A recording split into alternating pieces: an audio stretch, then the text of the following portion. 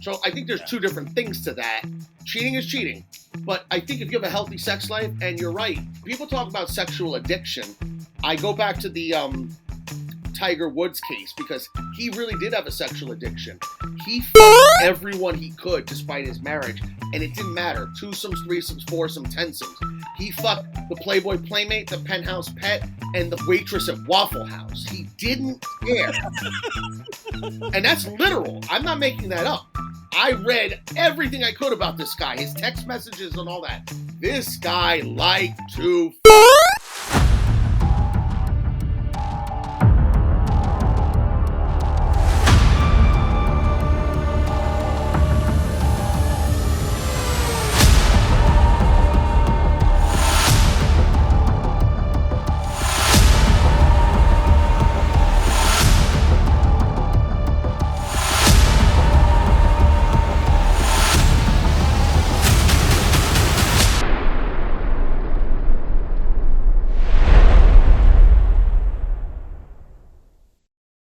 Ladies and gentlemen, welcome back to Crime and Entertainment. Very special guest, very interesting guest here today. I was actually doing some research into the Operation Odessa subject matter. There was a documentary on that, and it highlighted and centered around a gentleman named Tarzan, who actually wound up purchasing a submarine to smuggle some illegal goods, as we'll say. I don't want to say any bad words in the first 10 minutes and get this video demonetized. But before he done that, he had a stint at a certain gentleman's club named Porky's. And we'll get into why, how that name came about. But our guest today, Mr. Josh, was actually a DJ at that facility, and he's got a lot of interesting stories from that time period. So welcome to Crime and Entertainment, my friend. Thank you, Hollywood Wade. Thank you to the viewers. You got a cool thing going here, and from people I've seen on here, I'm probably a little fish, but I definitely have a very fun, interesting story. A lot of it's funny. You may not be able to see from the top half of me. I'm a fat dude, fat Jewish guy. Tony, I'm gonna tell you a story about fat Italian guy. We were the meatball and the matzo ball, and it was a fun time. You know what I mean? And then I even got this fat guy right here, my Biggie Smalls good luck figure that I keep next to me during these interviews. Baby. Anyway, so basically, thank you, Wade.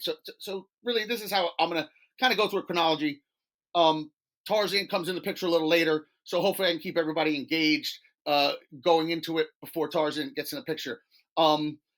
So my mother worked for an attorney that was a divorce attorney in South Florida, and rest in peace, Shelly. And she was from Brooklyn, and she got along with one of the clients that was going to this attorney, but not for divorce matters, just for personal stuff and doing stuff. And he hit it off with my mother, who was a paralegal, and he said he saw my football pictures. Is that your son? He says, yeah. He says, how old is he now? How old is this picture? Said, oh, he just graduated. Really? I'd love to meet him. He liked her. He figured the male version of her should be fucking pretty cool. And so I started to go to Porky's, and where he was the manager and a DJ at night. And I had no bread at the time, and I was treated like a king. Tony was we were both really into, this is during like almost like the Cypress Hill era when it was illegal basically, but we smoked a lot. We were both, Spicoli types. And so I always brought it. And so he liked when anyone brought freebies, and I came to learn that was a common strip club thing, is bartering through all sorts of ways, a lot of barter. And so I smoked him out. We just had a great time. We laughed all the time, and we just got along real well. And he gave me a stint as with a job there in the daytime. And at that time, this is, and I'll get to the Tarzan, the kind of the chronology in a second, but he gave me a stint there where I was like a gopher. And it was on day shift. He worked at night shift, and the day shift and him were kind of at odds. I came to find that out. And they looked at me as a spy. They're like, why the fuck is Tony's boy on our shift with Tony hired him and put him in here? So it made me look a certain way, but I got along with all of them, and there was really nothing to report. Either they did their dirt where I didn't know it, anything that that Tony couldn't be a part of, whatever. They were stealing and doing their own thing, whatever. I just wasn't privy to it. I'm picking up girls' G-strings and shit. I'm not seeing bank accounts. And this is Tony Galletto you're talking about? Or Galeotto, excuse me. Okay. So and we'll talk about how he was locked up abroad and whatnot. So long story short, with that stint didn't last very long. I just think there was a conflict of interest, and I didn't have anything to report. And I don't. I'll be honest. I think Tony knows. I wouldn't have done that anyways. A, I like those people. B, I wasn't there to do that. He didn't ask me to do it. It was just assumed I was doing it. But it wouldn't have hurt if he was always big on information. He always pull me aside and say he dropped a lot of jewels on me. And the number one most important thing is inside information. And I was respected that when he told me that. And but there was none to give him. So that was that. Um, I then went back to Brevard County, and he called me and he said, "Look, this was then time went by." And he said, "Listen, Ralph, who was a DJ for 15 years, Ralph just up and disappeared. This is your chance to get back in. I'm going to give you Saturday, Monday, and Tuesday. You'll work. You figure it out. You drive your 3 hours here, drive your 3 hours back. You fucking figure it out. But this is your chance back in." And that's what I did. I slept on the floor or on the couch of a buddy's house, put in my days, drove back, waited for my next days. My 3 days turned into four. My four turned into five. My five turned into six. I was good at what I did. I had a good rapport with the girls. Um, I don't want to say that I had a strong pimp hand, but like I make a little joke out of it because that's exactly what it was. We were selling sex.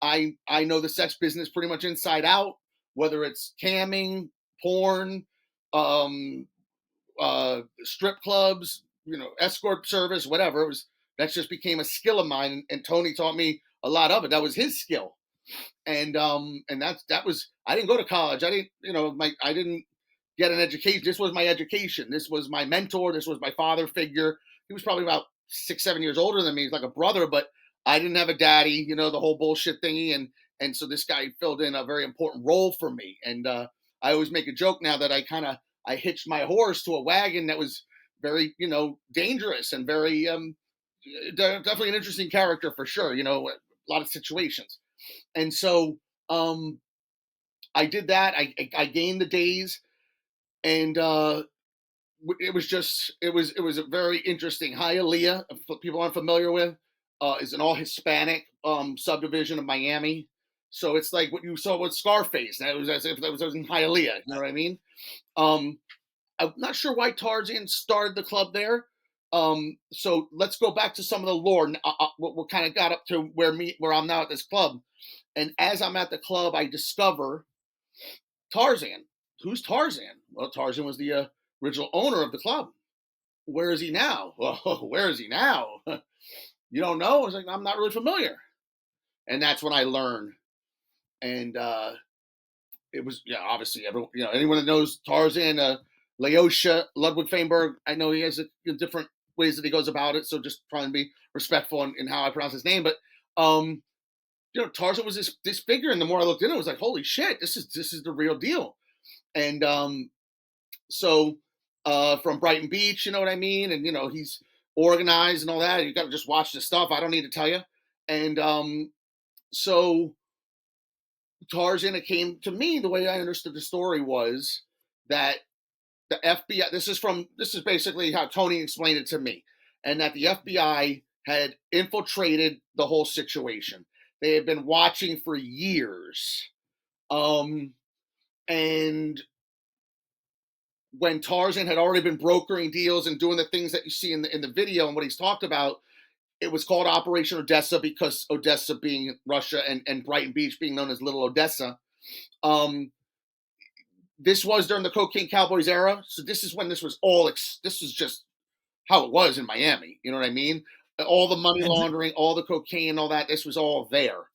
And to set a little bit of a stage before we get too far into that, though, just for people that maybe haven't seen that documentary, he was allegedly, according to the documentary, tied in with the Gambinos, doing a lot of like firework, insurance work, and maybe if some people didn't pay what they owed, burn their place down, whatever, what have you. And his partner that he was doing this with winds up getting clipped. And, he didn't say as much, but it could have possibly been writing on the wall. He may have been next. So he darted out to Miami. Then he finds a spot.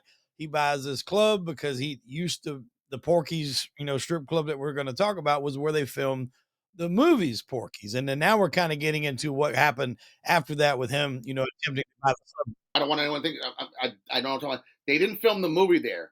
He really just I just want to make sure he just named it that because he liked the movie, and he was Oh, okay. I thought they filmed the movie no, then. no, no, no. He just liked it. If that was ever told to anybody, that just added a little fun to the story. But no, Okay. that didn't take place there. It was just Pretty damn sure they said that in the documentary. I may have been really. I I was don't drinking a little that bit if when I that's in watched the that. documentary, then I missed that. But that could be true. But it definitely took on that name, and as it got older, that name nobody knew the movie. And again, it was always like, oh, what is it? A bunch of fat girls? And it's like, I mean, yeah, some of them. We couldn't turn a lot of girls down, man. If anybody knows Miami, the strip club business in Miami, South Florida, there are 40 of them all within each other, A, B, and C clubs. And these girls, they bounce around. You got to make them real happy to keep them because they can go a lot of places. Oh boy. Okay. We can get back in the Yeah. your story. So so Tarzan, as this figure or whatnot, and then I came into the story, whatever, and then they rang the bell. And like you said, who knew what they totally knew? But that submarine deal, as far as I know, that never went through. Yeah. They stopped everything at that point because then it was Yeah. like enough's enough. I don't know how much more they were waiting on, but that's what it did for him. And so they, they took Tarzan, whoever else they did, I don't know, but he then did his time and he got out. And from the way it was explained, he was deported from the United States and he wasn't allowed here anymore. So I don't. I think he went. I know he did something some time where he went back to Israel and he went back to Ukraine, if I'm not mistaken. Don't hold me to that, but definitely not the States. And he did that for years, and that was how I knew the story. He would contact Tony. There was no reason for me to talk to him. Tony's like, "Hey, let me introduce you to Josh, this new guy." There's no reason for that, so we never got an introduction. That would have been kind of silly. But I just knew of him like this. This is all I really knew. Right. So now that me and Tony, we wind up doing that for when Tarzan was gone. I wound up at that club and doing that for what I would say was about 8 years, somewhere in that area. And Tony had been there almost 20 years. Like when you get in that industry, for the most part, you don't get out of it. You make good money, and why would you want to leave that job? You know what I mean? Like, who, if you started out there and you're there, you obviously got in there. Whatever your scenario is, why would you leave that? And so it's steady work. So what wound up happening is Bill Seidel, that old man who I believe had influence, he passed away. And after he passed away, everything went downhill. It just seemed like nobody didn't care as much anymore. The business was getting tougher and tougher. The strip club business now is not what it was. There are successful ones, but in my opinion, lot of clubs have gone hood. So a lot of white people and a lot of squares and however you want to say it, they don't go to clubs anymore. They're afraid. They're getting Yeah. stuck up or getting in between someone's mess. But clubs have really changed. The days of the suit and tie guy at the club it used to be. It's not really anymore. I think you still get famous athletes and all that, but a lot of them they can hook up on Tinder, they can hook up on apps or whatever. They can go to Instagram and find a girl, whatever. They don't need to go to strip clubs and pick those girls up really anymore. So that's not And they don't wanna be on video doing it either. Back in those days, oh, you didn't have to worry about you cell don't have to worry phones. about shit. So yeah, so now your business is out there. So that's a good point. And so it's really changed. And so Hoya at the time when Bill Seidel passed away, they Hialeah Police was always cool with us, and I always viewed Hialeah Police. And again, I don't know this factually, but from seeing the guys and the stories I knew from a lot of our customer base that were dope boys and different people, it kind of reminded me of L.A. These are former gangbangers and former all sorts that they turn good, whatever you want to call that, and they become police or they just become dirty cops who are the whole Biggie Smalls murder. Speaking of, this guy is involved with police that may have killed him. So you Yeah, know a what I'm saying? lot of the Rampart cops down there, I forgot that one guy's name, but he was a high what basically the one that they kinda based the movie Training Day about. Okay, so Rafael Perez, that was Lonzo, and it. great movie. By the way, what a great movie! Probably seen it 20 Yeah, times. Um, so Hialeah was pretty cool, but Miami Dade, which is almost like a sheriff's office, Dade County does not have a sheriff's office. It's Miami Dade Police. They didn't view it the same way. The thing that stood out about Porky's was, and they told us this: we can deal with your drugs and we can deal with your prostitution. That's part of that industry. But the violence involved with your club is just too much. And for that, we raided you and we took you guys down and ended it. They took the liquor license away, which basically renders you no longer operational. And Right. they said they basically told the Seidel family, you sell it, get what you can for it, and we're putting in a stipulation that other than dancers, nobody staff wise can work in that establishment any longer. Nobody. And so it put the end for a lot of us, at least as Wow. far as that club. And by the way, that club, I don't need, not that it's going to give them any shine or anything like that, but it did reopen. It's known as Bea's Cabaret. It went with a more Hispanic, basically motif, so to speak. That's its clients, that's its dancers, and it embraced it. And I believe they owned another club that also was very heavily Hispanic. Only in Hialeah where you see that. You don't see a lot of Hispanic strip clubs in anywhere in the country, but down there, it's probably semi-common for a few of them like that. Um, Right. so that put the end to that. In the time that that was happening, for about the last year, maybe longer. I'm not really good with. We definitely messes up dates for me. But Tony and I had discovered Panama, and I'm not a world traveler, but Tony, he was, and someone tipped him off about that Panama, where the canal is. So it's Latin America. For those that don't know, after Mexico, you have Latin America. There's like 10 countries, give or take. And then the final one is Panama, and it's like kind of this skinny little New Jersey on its side, and it links you over to South America. And here's Colombia. So my finger's Panama, and this is Colombia. Um, and that's going to come into play. That's a big thing. And so we go to Panama, and I'm thinking this is just a jungle. I don't know. I'm thinking Costa Rica, El Salvador, Panama. It's all the same, but it wasn't. It wasn't. Panama was what Panama City, where we visited, the heart of the whole place was New York, Miami, and Las Vegas wrapped in a one Tootsie Roll, is how I say it. It was Miami because it was hot, like Florida. It was all Latin, other than the expats, which I'll get into. Um, it was like New York because it wasn't Burger Kings and Walmarts and Chick-fil-A's and Applebee's. It was cobblestone streets and mom and pop shops and cafes and all that. It was really, really cool and kind of quaint in its own little way. And it was like Las Vegas because it was legal prostitution, legal casino gambling, and it had its fair share of casinos. Um, it had full on brothels and it had massage parlors. So it basically had sex for sale in many different ways. Right. Um, and that was like, holy shit. Holy shit. Um, I don't, there's no way to be able to explain it to how really crazy it was because of just also the quality of the girls. Like if you're into girls, if this is a thing, and I don't mean if you're straight, I mean if you're into girls, like you can't control it. Um, there's nothing better on planet Earth than what this. I mean, I don't know that maybe there's things that tie it, and most of it was they were Colombian girls, and everybody seems to know that Colombian girls, whether you watch the pageants or whatever fuck you watch, this is numero uno de crema, and that's what came and worked there. And I'll get into that, as we discuss this, whatever. Panama's really a lot.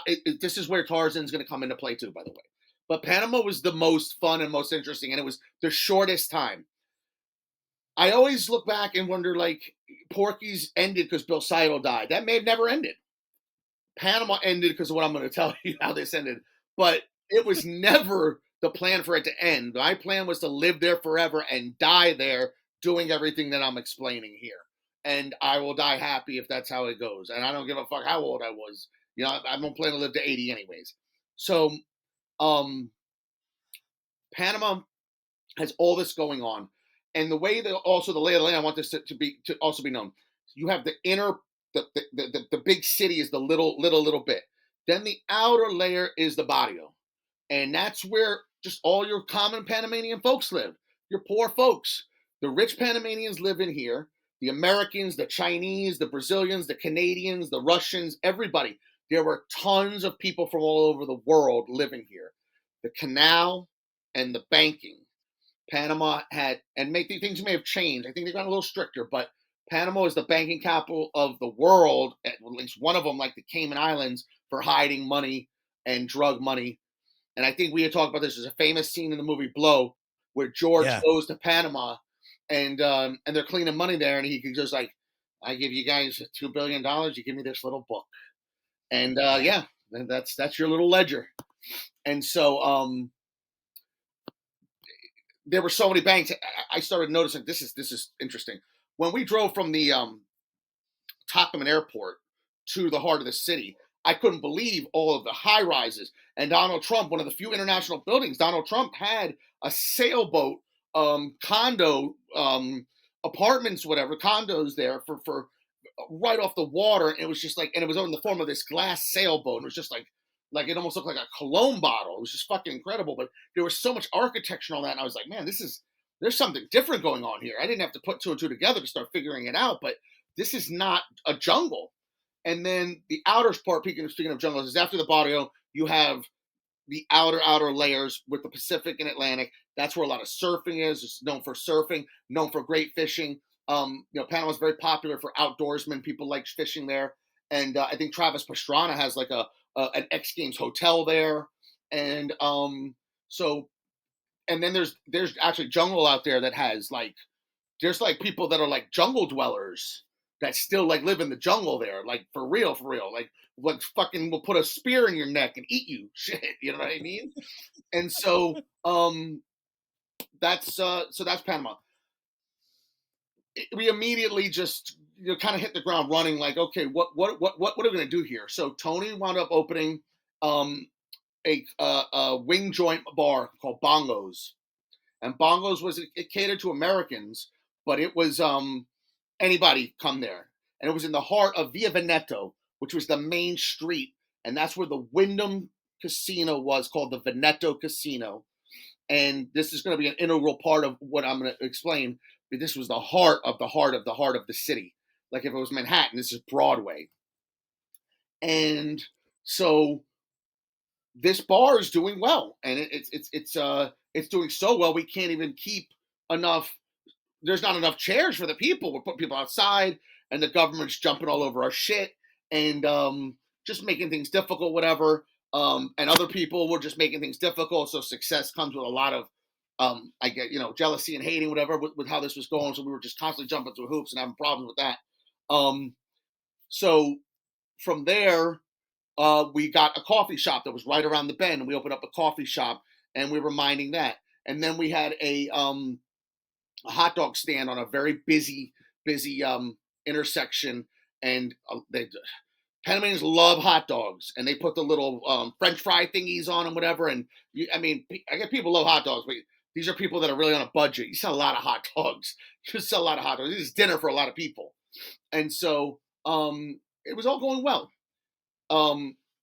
As far as girls, the way we were kind of enjoying ourselves, whatever.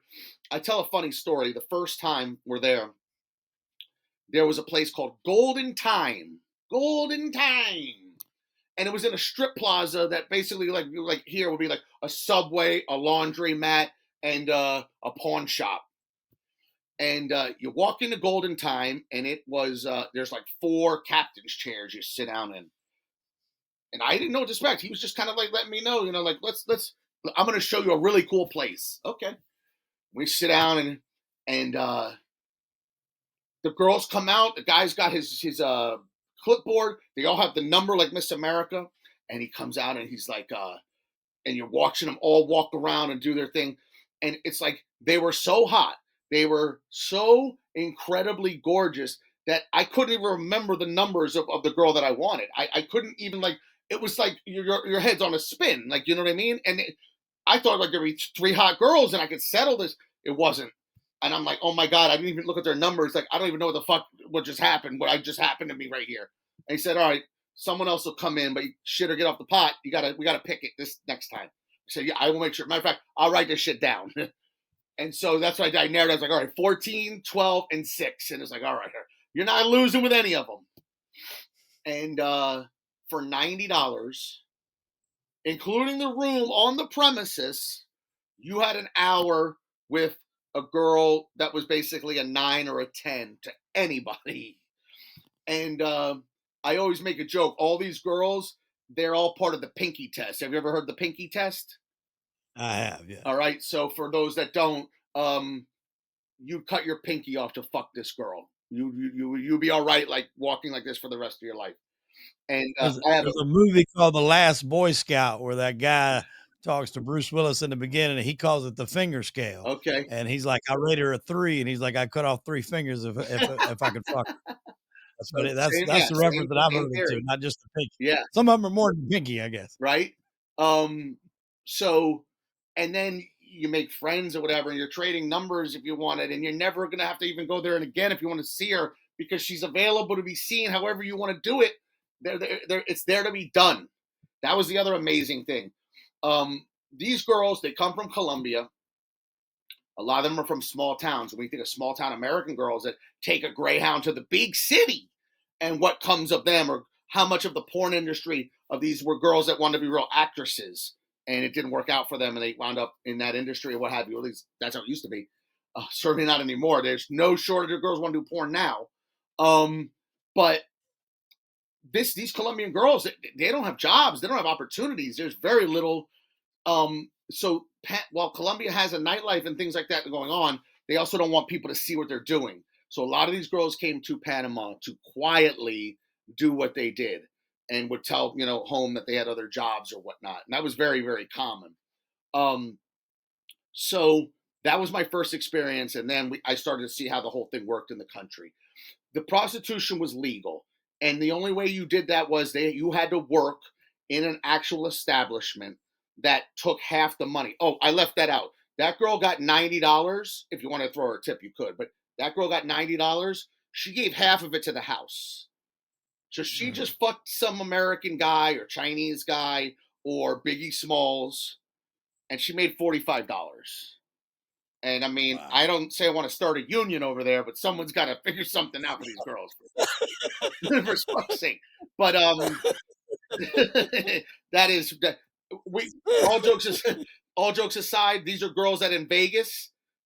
This is $1,000 girl. I mean, $500, $750,000 girl. That's the quality. I am not exaggerating. It is beyond.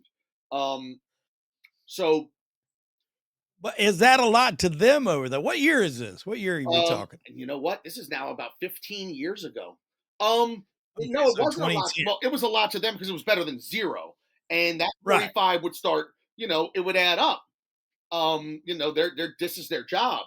So, yeah, I mean, and they sent it home and they did what it did. It was a lot to them. There's no doubt about it. So it's all relative. That's why the price is what it is, because it is a lot to them. And you can't even expect people to go to other countries. Like Thailand is probably the same or even lower. So you can't expect people to pay what they would pay in the United States. It's just not going to happen. So, Yeah. So basically, that was, getting an idea of how it went. So those girls had to pay $1,500 to get a worker's visa, and it was actually stamped that it would be used for prostitution because it was legal. So you were tested, you went through all the things, and that's how you did it. There were girls that came over on visitor visas that were $500. This is all from Colombia, and they would come over and they basically cheated the system. They paid $500 instead of $1,500, and then they just freelanced and did it on their own. They would set up like Craigslist ads. These were not girls in the street. Only Panamanians and real bottom dwellers were in the street. That was not where you didn't have to go to the street to get them. They were at certain nightclubs, Habanos. Ask anybody about Habanos. And they were at certain restaurants. Like you knew where they were posting up. There were just too many of them.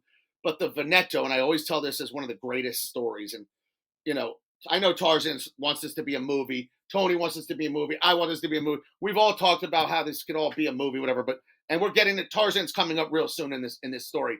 But when we went into the Veneto for the first time, and you go up the escalator to where it all is, like Rain Man, we're just going up. and you see the floor, and there are 150 to 200 Colombian whores, prostitutes, whatever, ladies of the night, whatever you want to call them. Sex workers is big now. Sex workers. We sometimes the whole world's flipped on its ass in some way, man. But while it's so crazy, pandering and being a pimp or whatever is now trafficking, is human trafficking. You'll do 20 years for it, okay?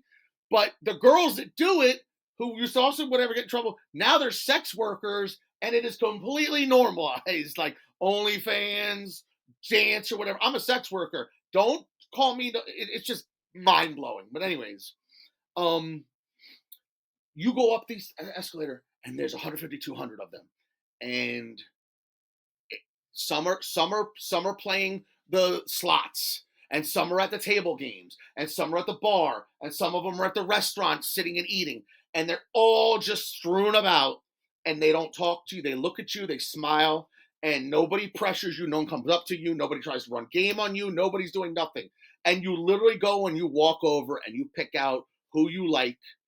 You obviously better have a place to go. She don't got an in call, okay? And off you go. And her price is her price, and how much time is your time, and that's for you to negotiate. And that was every night there. And they were all 8s, 9s, and 10s. There were no ugly girls. Whatever your thing of ugly is, she was not there. She wasn't gonna make no money. Not with all these other girls that were there. I don't care what she did in bed. And what was interesting was, if you knew how to start to play the game, girls, they're at 7 o'clock. They're looking for their date. They start leaving 8 o'clock. There's still girls there. It's like, all right, it's not so bad just yet. 9 o'clock, there's a little sweat on the brow. She don't got a date. 10 o'clock, it's like I'm going home. I need to land this motherfucker now. And at 10 o'clock was where certain guys knew they had a lot more bargaining power. So, and maybe a lot of the real hot girls were gone because guys, whatever, but a whole bunch of them were not. And so there was even a game to that, like, just wait till 10. That's when the bargains are showing up. And so that was always an interesting kind of part of that game. So that was the Veneto, and it was just an experience. We had a lot of good times there, made a lot of scenes there. Just a fun place where just when me and Tony were around, again, the meatball and matzo ball, if you just have two fat guys walking around, it's already going to be obvious. When they're in a foreign country and they're the only fat gringos running around, it's even more obvious. And when they're also, you find out that they own that they're the business owners of these places and doing whatever, you just start to really stick out like a sore thumb. I mean, we're definitely being known. Okay, so here comes Tarzan. Here, fast forward. After all this is going on, Tony wound up buying. So this is important. The first time we were there, maybe second time we were there, we got really high. And I always make a joke. Tony, when he gets high, he likes to spend his money and have a good time. And he bought 7 properties pre-construction at a really, really, really great price. Because we were gonna have a future here. We were sold. Like we're gonna live here. Fuck all of this. This is where we're setting up camp. Okay? There's no reason to start looking anymore, motherfucker. This is where we can put the tent down. So basically, everything's going well. And he gets the properties, and only one of them was actually built. And all this time, I found that funny. And I started to realize there's a lot of money laundering going on, and they're doing it through the construction, through the properties, because they never get built. They just never get built, but they can put tons of money into the whole thingy of it. There has to be something funny about that.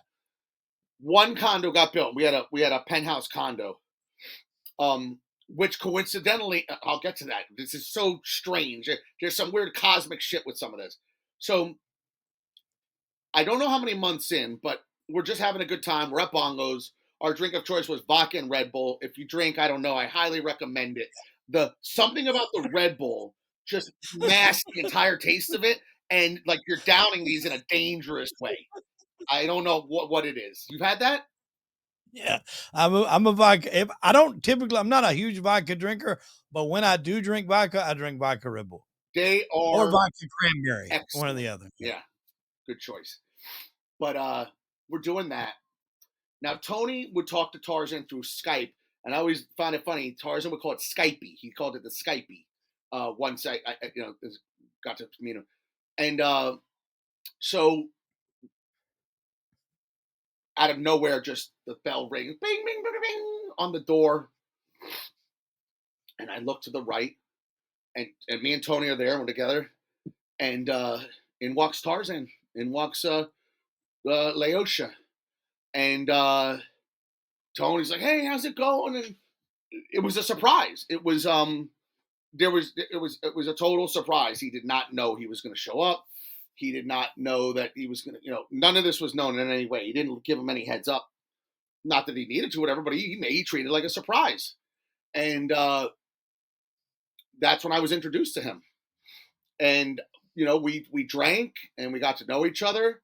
He's a tribesman. I'm a tribesman. Come to find out, he's a lot more Jewish than I am. He's very faithful. I didn't learn much of the religion at all. But everything was going pretty cool that night. And I remember looking at Tony and seeing how it was almost like he was seduced by Tarzan. Like, this was his boss. He was the right hand man of the guy. This was his guy that also, but maybe was his mentor and made and helped him, really break in and do a lot of how he fed his family and did his thing.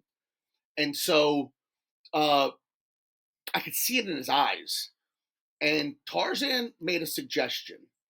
And I always joke, because just for the movie, it's such a perfect fucking scene. And I remember how he said it. And he said, we should open up club here in Panama, Miami style, and we'll make a lot of fucking money. And I thought, man, I don't know if this is a good idea. That shit went south. Porky's was like, and Tony's doing his thing, and everything's pretty good. That ain't gonna be my choice, whatever. And it turned out that Tarzan had people. One of them was a fella. I'm not gonna say his name just because it's not really important, but he was a fella that had ties to Porky's and was a real deal, Russian guy, and knew some very big Russian guys that were European. And it turned out that they had a club brothel already there in operation. And I don't think Tony was aware of it. And it just basically was like, we have an inn. And we can do this, where Tony and Tarzan would own it. Those guys would be co-owners, but let Tony and Tarzan run it completely.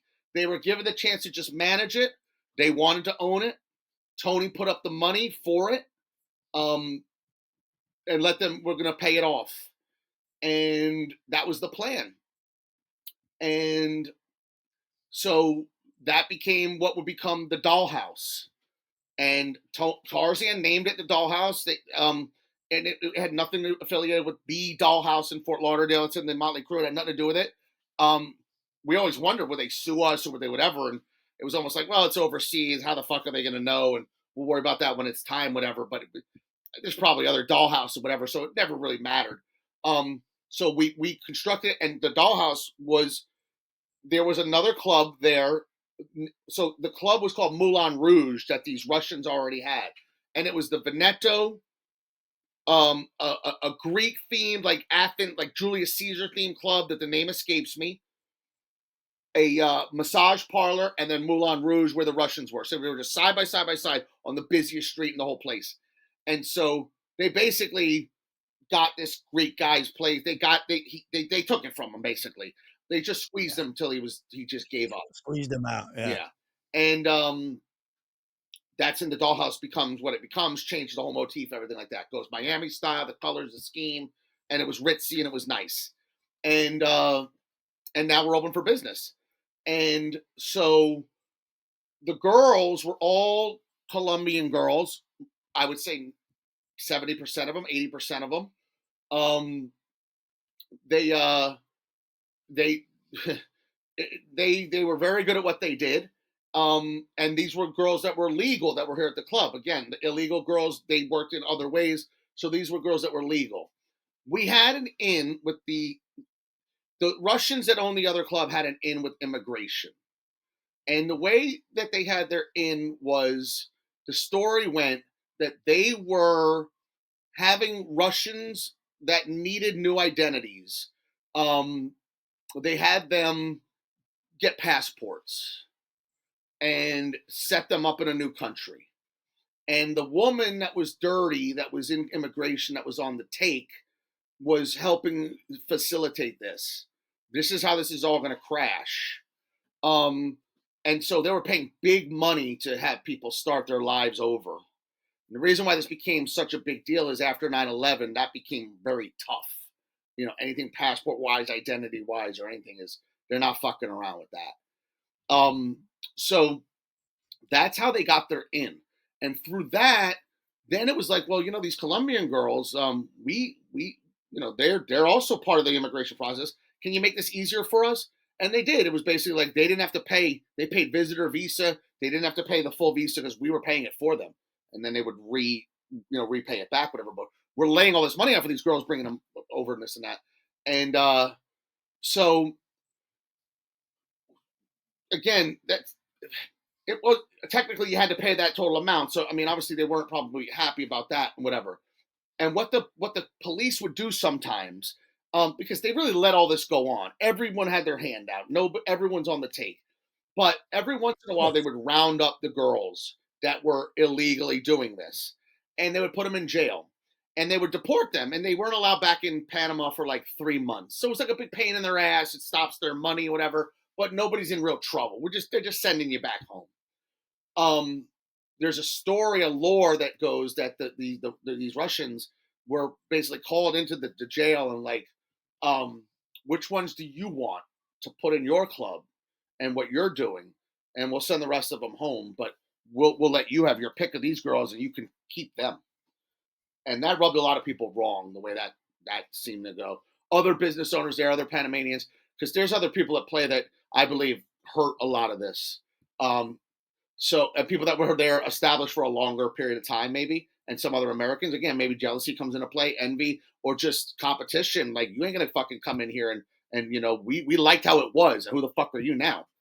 But so that was a way they got Moulin Rouge to have a lot of girls, and whatnot, and that was how and then we gained some of these girls. So we're only in operation 3-4 months, and Tony says to me, Chris, his wife and 3 kids. I'll leave her name out, but it's on the internet. You can find it. But his wife and 3 kids were coming to visit for the first time, and they needed where I was sleeping on a pull-out couch and a suitcase. I was already going through my divorce at the time, so again, this was going to be where I started my life and everything over. And so he's like, "You got to go home." And what do you mean go home? He says, "You got to go home for 2 weeks. We need the space."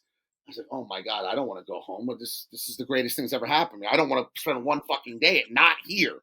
He says, he's like, "Listen, stop it. Really, 14 days. Get your ticket. You come up, come back, and you'll be good to go." All right. Well, who knew this would be the best thing that's probably ever happened to me, other than being in Panama, I guess. Um, on the 8th day, I'm back home, waiting out my time, and I'm on the phone with him, and we used what was a magic jack, if you remember. You could plug the Yeah. magic jack into the computer and talk for free. So we're on that, and he says to me, he says, "Hey, let me call you back. The police are here." Now, the police had come to the restaurant before. We would give them free shrimp, free beer, just whatever. They were always on the take and looking for something. And so Looking for a handout. Yeah. yeah, it's just, and there were people that had money. You can't shake down locals that don't got shit, but you could shake down people that had money. And so that's what he thought this was. And he says, "Let me call you back." Um, I said, "All right, well, yeah, no problem." And he never calls me back. And one day turns to two, turned to three. I knew there was a problem. I'm calling the magic jacket every time it rings, goes right to voicemail, and I'm like, this is obviously bad. This is not good. So I think, like, let me reach out to some of the girls. Now the girls, we wanted to feature them online, and they never would let us because they wanted to protect it from their families. So we couldn't even use them to try to build a social media following, this and that, take pictures. They never really allowed that, and we respected that. If they want to keep it quiet as kept, we let them do that. Right. Excuse me. So I wound up reaching out to one of them that I was just friends with on Facebook, and then another, and that's when she says, "Listen, it's all bad. Police came and raided Dollhouse. Um, it was on the news. Russian mafia, drugs. They took everybody in, and everyone from Moulin Rouge. Everybody has been arrested, and it's in the paper, and it's on TV, and it's really really bad and scary and all this shit." And I'm like, "Oh my god!" And then I kind of do my research, and I'm seeing it, and it's like, "Holy shit! This is for real. This is for real." And I can't remember how many days, but Tony finally gets hold of me, and he's at a different prison than La Jolla Carcel. And he basically says, "This is all true, what's going on. I'll let you know what's going on, but I'm really scared.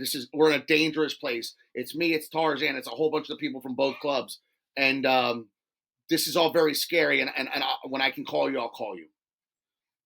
And my heart sunk. Like, this was very scary. This was very scary. Yeah, that's not a place you wanna be at in prison. I mean, everything else you've described up until now seems like it's fucking great, but prison out there is not a fun place. You're 100% right. So if anyone wants that's watching this, it is called La Jolla, Joya Carcel, Carcel, and it stands for the diamond. And it is no motherfucking diamond. This isn't a zirconia. This isn't a fucking pearl.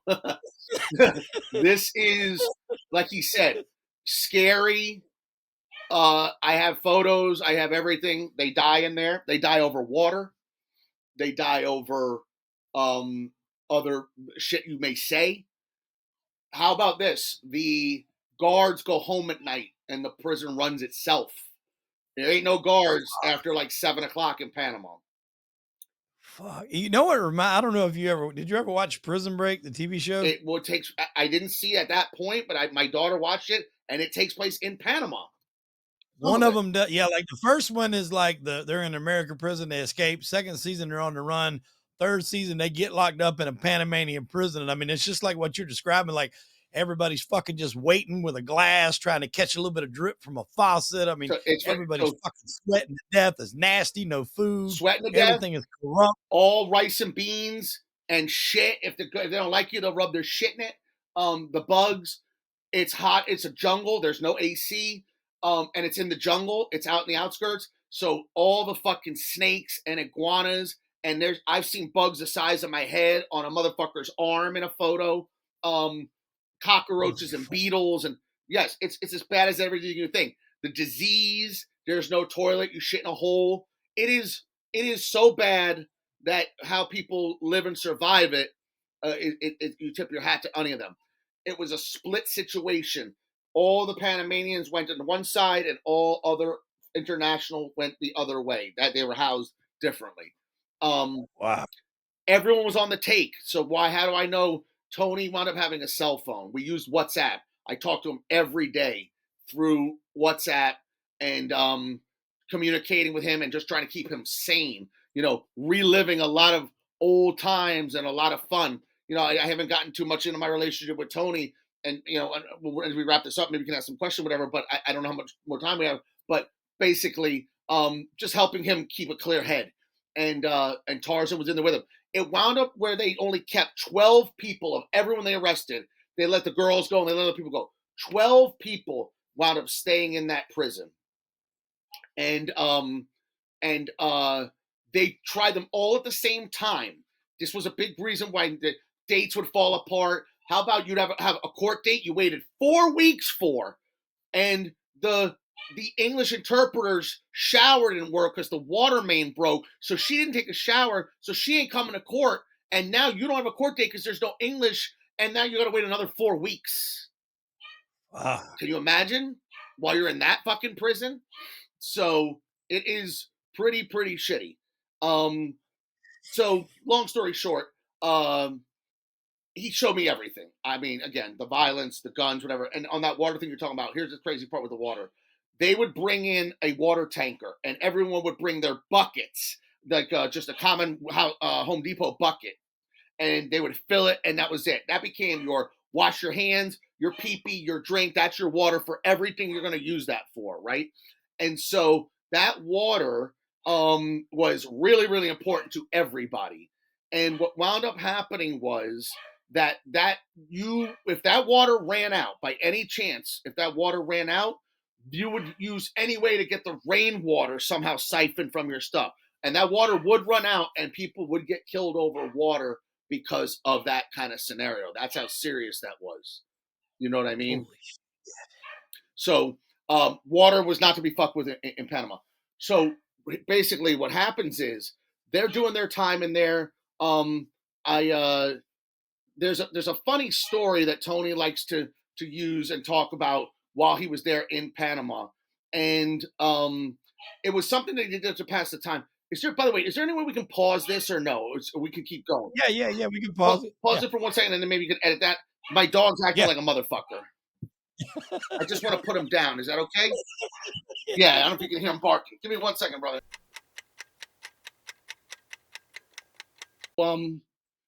Basically with Tony, they did almost 3 years in there. And so one of the things he did, so here's a story. Man, this guy was as good as they get. He discovered on these apps, all the guys in Panama was on an app called Tagged, Tagged. It was a hookup app, and they would talk to girls on there and just look for jerk off material and whatever, and just something to talk to girls, like they're fucking bored or in prison. And Tony started picking up and he says, I noticed they just messaged them, whatever, don't really talk, they trade pictures, and he's like, I think I can pull a scam with this. And he did. And what he wound up doing was, and people do this now. This is a thing. I mean, anyone can do. Matter of fact, I know that not only do people do this, they have a room of 10 people that are doing this in an organized fashion. So listen to this. He starts the thing. He picks these sexy photos of some Hispanic girl, and he basically starts reaching out to the guys, or they just find her profile, and let's just say her name is like Yasmin, Paladuca, and they're hitting her up and just hitting her up, and he's responding to all of them, and he winds up coming up with this story of, I'm in Panama and I just want to get home. I need $50. My plane ticket is $50 short. I'm at the airport now, and they're telling me this and that, whatever. And he doesn't do it right away. He befriends them, and he just starts talking with them, and then he hits them up for the 50. And he knew that you can't do 500, not going to send that, but they'll spend 30, 40, $50.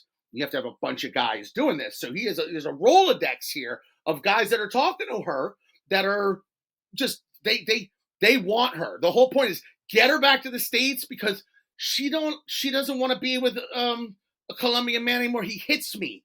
My boyfriend hits me. I just want a regular guy that I can cook and clean for and come home, and I don't care. Watch football. I don't care. He just sold he sold it hook, line, and sinker. And these were all types, man. They were white, they were black, they were old, they were fat, they were skinny, they were young. It didn't matter. They just wanted this bitch coming to their house and living with them. And she's telling them she wants out of here. She's had enough. So how did he make it work? Well, there was already a loan shark in the prison whose wife was the outsider, and he was giving 10% on the loans. So families would Western Union her money. And Western Union works where if you use just a password, you don't even need to show an ID. I still think it's that way to this day. So it's a way to get around shit. And so she created a password. And so her name was Mrs., Mary Beth Alessandro. And so now there's a female name that they can wire the money to for the $50 for the ticket. And boy, did they. I would be talking to him and be like, because he would call me Biscuits. There was another guy named Jimmy Muffins, so he called me Biscuits. And he'd be like, Biscuits, I got to go. I got to put in 2 hours of talk time with these fucking guys, but I'll talk to you later. You know what I mean? And that's what he had to do. He had to sit and chat and keep all his guys going. And he would study certain cities to know the landmarks, because the guys would try to trip him up. and be like, well, if you're really from Atlanta, what's at the corner of Peachtree and whatever near the Amco and shit. So, people would try to get him, and he was ready for that. But he specifically stuck with cities and shit he knew. So it didn't matter what city we're from. And I remember where he really took it far, and like the guys at the airport with like fucking flowers and just the whole thing. And it was just like, oh my God, man, that's Oh, heartbreaking. So this is how good Tony is too. He called the police and he said, listen, man, I just gave some money to some lady. I'm not even sure if it's a lady. They're like, what do you mean? He's like, have you ever talked to her? No. I've seen pictures though. You've never video chatted with her? No, but we text and you sent her money? Yeah, like I think she ripped me off. And they laughed on the phone. I'm like, yeah, buddy, good luck with that. We'll talk to you later. You know what I mean? So he knew they weren't going to follow it there up. ain't there's nothing to follow up. They don't got time to follow it up. There ain't nothing. So that was one of his scams. When he was getting out of the prison, the original time where, and I'll get to the charges part, they found his cash and they weren't going to let him out. He finally was getting his fucking freedom, and they saw the cash and they're like, "How the fuck do you have $1,500 US in here? You're no. We'll figure this out. You got to stay." And he's like, take it, just let me get the fuck out of here, take it. And so they did. They wound up, playing nice, whatever, and all that. So yeah, that almost kept him in there. Now, the interesting thing about the trial for these two guys, Tony and Tarzan, was first of all they were innocent. I don't know how much Tarzan talks about Panama and any of this stuff. And when I watch what he's saying, I think he talks a lot about the cocaine cowboys and the '80s thing. I've never really heard Tarzan talk too much about Panama and any of the things that I've never seen it. So that's its own like little interesting thing in that. I don't know why he doesn't, whatever, but it doesn't seem to be something that I've seen much of. Right. But it wasn't very long. I mean, it ended pretty quick. But what they charged the club was for drug trafficking. We're in the women business. There was no drugs. Now, let me rephrase this. There were drugs. We weren't selling them. Right. So, was it Rick James with Dave Chappelle? Like, cocaine's a hell of a drug. The cocaine in Panama and Colombia is like that's right, like the Mecca, like they all praise. I learned that this was very serious. I think even the song is a gasolina. Um, we had a not a bouncer. Let me rephrase that. He was a like a card guy, a marketer, promoter, like a promoter type. And he was there to get Right. guys in. And if he could get the guys to come in, he'd get a little piece of what they spent, whatever. So he was there to kind of push the guys into the club. And he he was Panamanian, but he spoke really, really good English. Black Panamanian, dark brother, dark brother. Kind of looked like the guy in Us or that actor. He reminded me a lot of that actor that was in that movie. But he was also a coke dealer, and I learned that coke in Panama cost what pot in Panama costs here. It was a flip. Marijuana and good pot in Panama was expensive. It was harder to come by, and there were no grow houses and all that. So it was really very different.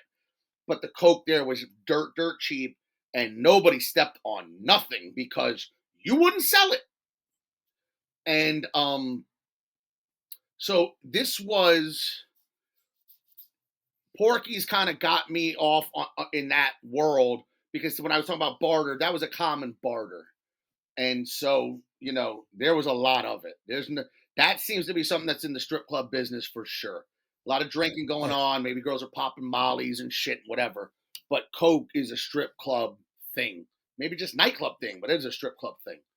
Um, should I use a different name for it? Is it okay to call it that? I mean, Oh, yeah, that's fine. I mean, you can say blow, okay, snow, cool. whatever. And so Panama was just off the chain, and it got to the point where I was always holding. Um, and the guy, I think his name was Norman. Norman he would always take care of me, whatever.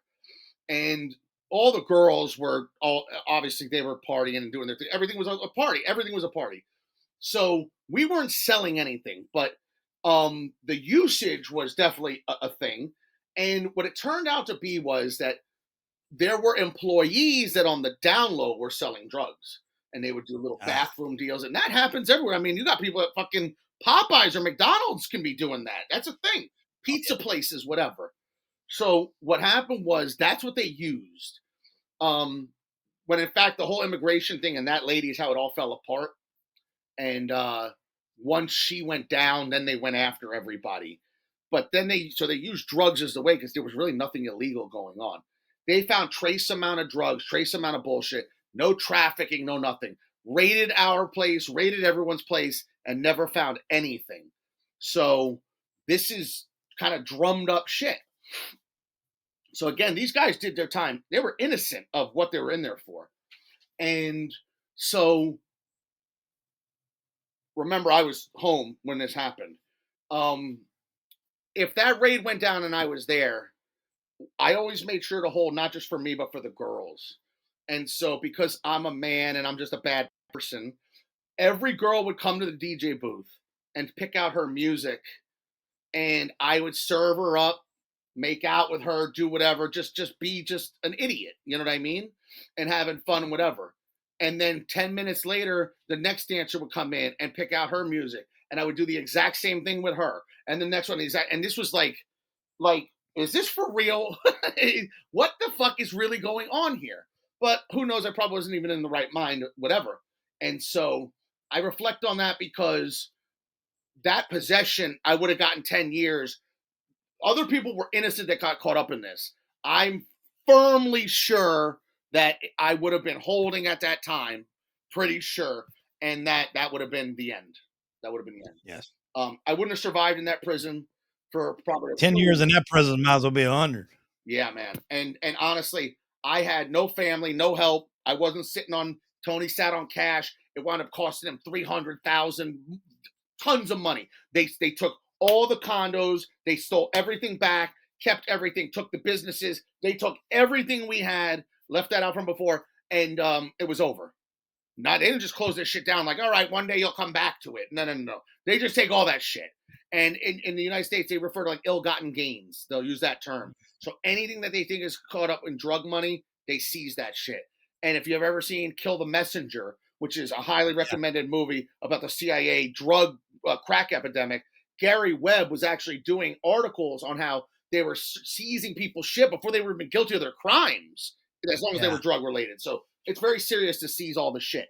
Um, so Tony That Love's was the one they took out, right? Gary Webb, wasn't that the one they they killed? killed him, Yeah. suicided him. Yeah. But very, very, what a brave guy. What a brave guy. Um, uncovered the whole fucking thing, man. Dark Alliance, everybody, please see Kill the Messenger with Jerry Renner. Read Dark Alliance, do anything, but this lets you know how sick and deep it can get deep. You know what I mean? And started the whole crack thing, which would lead to Ricky Ross. Ricky Ross was the guy. Freeway Ricky Ross, who the fake rapper uses the name. And by the way, Ricky Ross, and to tell you how crazy the system is, Ricky Ross, who this guy used his name and made millions, if not a billionaire now from parlaying his money, and used this guy's name, and Ricky Ross sued and lost the lawsuit for his name. So, anyways, Yeah, I don't understand how that happened. everyone knew. So, and besides, the guy was a corrections officer on top of it. Forget that he just stole a name. But so they used the drugs, and the crazy part was at the trial, the footage would have shown there was no drugs, and magically the footage was like, oh, it was not usable or broke or whatever. It was fucking video cameras that was all on databases. It wasn't even film or tape. It was like a hard drive. So they got fucked in that regard. And so they wound up beating the charges after about 3 years. Tony had a lawyer named Christina McIntosh, represented two presidents in Panama, and she basically helped Tony navigate through a lot. It cost them a lot of money, and they got out. Tarzan and Tony got out, and it turned out that the prosecution in Panama is allowed to automatically appeal. They appeal anytime they lose, and so they went back to the drawing board and said, okay, well, if we can't get you on drugs, we're going to get you on human trafficking. We're going to get you on the girls. That carried more time, and that one could stick because no one was being trafficked. We had the girls wanted to work there so badly. We had a list of at least 20 to 30 girls at any time that were willing to come and work. We just didn't have enough business for them. This girl's Yeah. cousin, this girl's friend, they see the pictures, they see, I want that. I want the nightlife. I want the jeans. I want to have fun with you guys. I miss you. I want to be a part of this. And we couldn't keep them at bay. And so that's kind of how that was. And I'll tell a quick story about that after because I don't want to lose my spot. But they wound up using the human trafficking, and their thing was, well, you were these girls were this isn't fair because these girls you brought them in through one way, and this is where you did it. You cheated the system. You did this illegally, and yada yada yada, and whatever. And so that's where they were going to get them. And when they had them, she told Tony and Tarzan at that point, listen, I know Tarzan also had a judge that they wound up, there was some money involved, but they got lucky. And I don't remember how this exactly what the chain it was, but Tarzan had a judge that made something happen that really benefited them, that got him signed out. They caught a break, but it wasn't going to be for long. It was going to that good news was over. And so she told them, "Look, they're coming back for you guys, and I would say you have 4 days before they come back and rearrest you, and you're not getting out. They're going to make an example of you, and you're going to get a minimum of 10 years in here. And so just run, just get out of the country. I'm not going to help you, but just get out of here." And that's what they did. And I spoke to Tony the whole way. Um, as he hopped from country to country, making his way back from Panama toward Mexico and whatnot. And I think I don't remember exactly what country, maybe Nicaragua, but I think that's where he finally boarded a plane. I know that they tell a crazy story in which they had to take a leap of faith to get their passport stamped in Costa Rica. So after Panama, you have Costa Rica. If you can make it to Costa Rica, you bought yourself 90 days of you can lay low. You're okay now for 90 days. You're allowed to be here. And so you're at least out of Panama. And the thought was is that maybe Panama wouldn't really come and try to fucking find them in another country. They'd just be happy they're gone. Who fucking knows? Just get out of here. We're happy that you're just gone with your shit. And it seems like that is how it kind of went because there never was a push to get anybody. And for a while we were very nervous that how he was going to live his life. He stayed very very low key, thinking that there was. And Panama and the U.S. don't have a good extradition. We're not really friends with them much anymore. It's a very bad Right. situation with Panama. But so they wound up splitting apart because Tarzan wasn't allowed in the United States, and they made it to freedom. And Tony made it to Florida and back with his family, and Tarzan made it back to Ukraine, I believe, and he had a new family and a new baby. Um, so he had a brand new situation that was going on. He needed to get back to that was brand new, like a young child, and that's how it all came to be. They wound up just in their separate situations and started talking and doing that stuff at that point. And then it was about just it's always been about like who can get this to be a bigger thing. Like I worked with Tony hand in hand and trying to get this to get notoriety in this story because I haven't even gone into many individual stories that are just absolutely incredible individual stories. I've gone over some, but it's enough to make a series. Like, I mean, it could be a 7-year series. There's just so much, and that's probably including stuff from the Tarzan days that I'm not even aware of. If you took Operation Odessa shit and put it in here, like, just forget it, man. Just forget it. And the Juan Almeida stuff, I mean, he was Yeah, if quite a you really character did the whole too. timeline, absolutely. And This I agree with you. This is like a 3 or 4-part Netflix series, docu-series, however you wanna word it. Like, it's a it lot is, to and do. I mean, not even as a documentary. I'm talking about a reenactment where this is acted out. Somebody just showed me a show that was a year or so old called Hotel Cocaine, and it was. You Yeah, I familiar? watched that. I watched I that. just Yeah, yeah, started yeah. it, and it's pretty good. So they made a season of that. This is like that, but blows it out of the water, I think, because this is Oh, yeah, funny. 100%. I haven't even Have gotten you there. There's so much funny shit, and even Tarzan. I mean, Tarzan. Tarzan, I don't think really liked me. And I can't say this 100%, but when me and Tony got very close, I felt Tarzan did not like it. That was his Right. buddy, and I understand it. I wish it wasn't the case, but we got really close, and he just seemed to not really like it. And I had hoped, I don't need a problem with this guy, and B, he's my boss, and C, like let's just have some harmony. You know what I mean? And it's like, come on, Mazel Tov, brother, Mazel Tov, and it just wasn't sticking. And I remember even one time,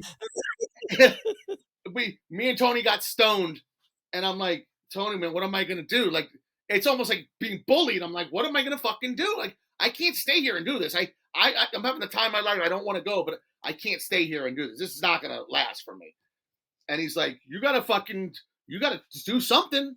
You gotta do something. And I'll get to this in a second, but Tarzan once, just for no reason, and I remember, and I like doing the Russian accent because I'm pretty good at doing this. This is not a Tarzan. This is just me doing my Russian thing. And I remember he was like, "What? You're a good-looking guy. Why do you have your hair? Your hair is very stupid." And it wasn't even like this. I think I had a Caesar cut, whatever. And he was dogging me for my haircut. And that's when I knew, man, like this is not gonna, this ain't working out. You know what I mean? I can't make this motherfucker happy, even the way I have my hair styled. And yeah, that was very, very tough. And so, look, I never wanted no problems with that guy. I think Tarzan would admit this happened, and there is a theory to it that he wound up liking me more, respecting me. But I did something very stupid in which one day, and there was nobody there. It was like daytime before we were open. It was me, Tony, and Tarzan. We're in the dollhouse, and he was riding me about something, and I got mad, and I actually put my hands on him, and I shoved him, um, really with all my might. And I think it shoved him a lot further than he thought he was going to go. He's a big dude, and he didn't do anything back, and not because he didn't want or he couldn't. I just think at that point, and I really don't remember all this. And I swear I know he would attest that this happened. This is no call out on anyone's manhood. This was just, I had enough is enough, and like I just almost like brain farted. I'm like, yeah. And I feel like after that, me and him were cooler from that point forward. You really Yeah, man. believe it? A lot of times in those cases when people are riding, it ain't necessarily that they don't like you, but they're trying to. I think you have to see where a man's breaking point is, you know? Yeah. Eh, And if they don't have one, it can be a problem because they know you can just be run over and then maybe they can't trust you. right. But if you get pushed to a point to where you fight back, then it's like, okay, this guy's got a backbone to him, something along those lines. And that's very old school logic thinking, which it seems like That Tarzan had a makes little sense. bit That makes of sense. that. We would kick it And around, and just Tony's like, "Oh, you got to do something, man. Like, if you want this, if you want to still be a part of this, this is how it's going to have to go." Um, and Tony even more in that documentary, like he spoke very old school and matter of fact in the way of like, when you're making the kind of money that they were making, you gotta still live however your W-2s are. You know what I'm saying? If your W-2s say you're making 200 grand a year, you need to live like you're making 200 grand a year, even though you might be making a Tony million. was very And some of those careful. other guys that do that. Tony was Yeah. very careful and stayed under the radar. Um, Tony has never. He was very proud of us, and he should be. I remember there was a Sopranos episode where he was like, "I deserve a badge. I did my fucking time," and then he something like, and he says, "I deserve a badge because I've never been caught. I never had to do time." That's the fucking whole point of it all. Yeah, I think Paulie Walnut said that when Right? that Remember scene that with there's a thing with Foggy. that. And he's like, in my book, you get points for staying out of the fucking can. Exactly. Tony was very proud of that. And Panama was the first time that he ever went to prison, and he did a lot of shit. And he had a, who was the guy? Some famous dude, whatever, molested his or put his hands on like his brother. Tony had younger brothers that were in Hollywood, and they went to some school for actors and all that. I can't remember what it was. I can't remember the guy now. He was a younger kid at the time, and he like put his hands on one of Tony's brothers, molested him. When Tony found out, he just beat the ever living shit out of the guy to the point of like hospitalizing him, and he didn't even do time for that. And he definitely got in trouble, but that was a long time ago. Tarzan was a ruthless guy. I never saw Tarzan do anything crazy. I have seen Tony do a lot of crazy shit.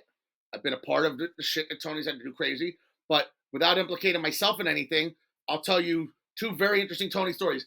And so everyone knows Anthony Galeota, Google him, put in Anthony Galeota Panama. Everything I'm explaining is from a New Times article. It'll be there. I can give anything that Wade wants that'll back up a lot of this stuff. And there's stuff on the internet that I can tell you guys to search, and definitely search Operation Odessa. Watch the trailer, watch that movie, documentary. He'll tell you.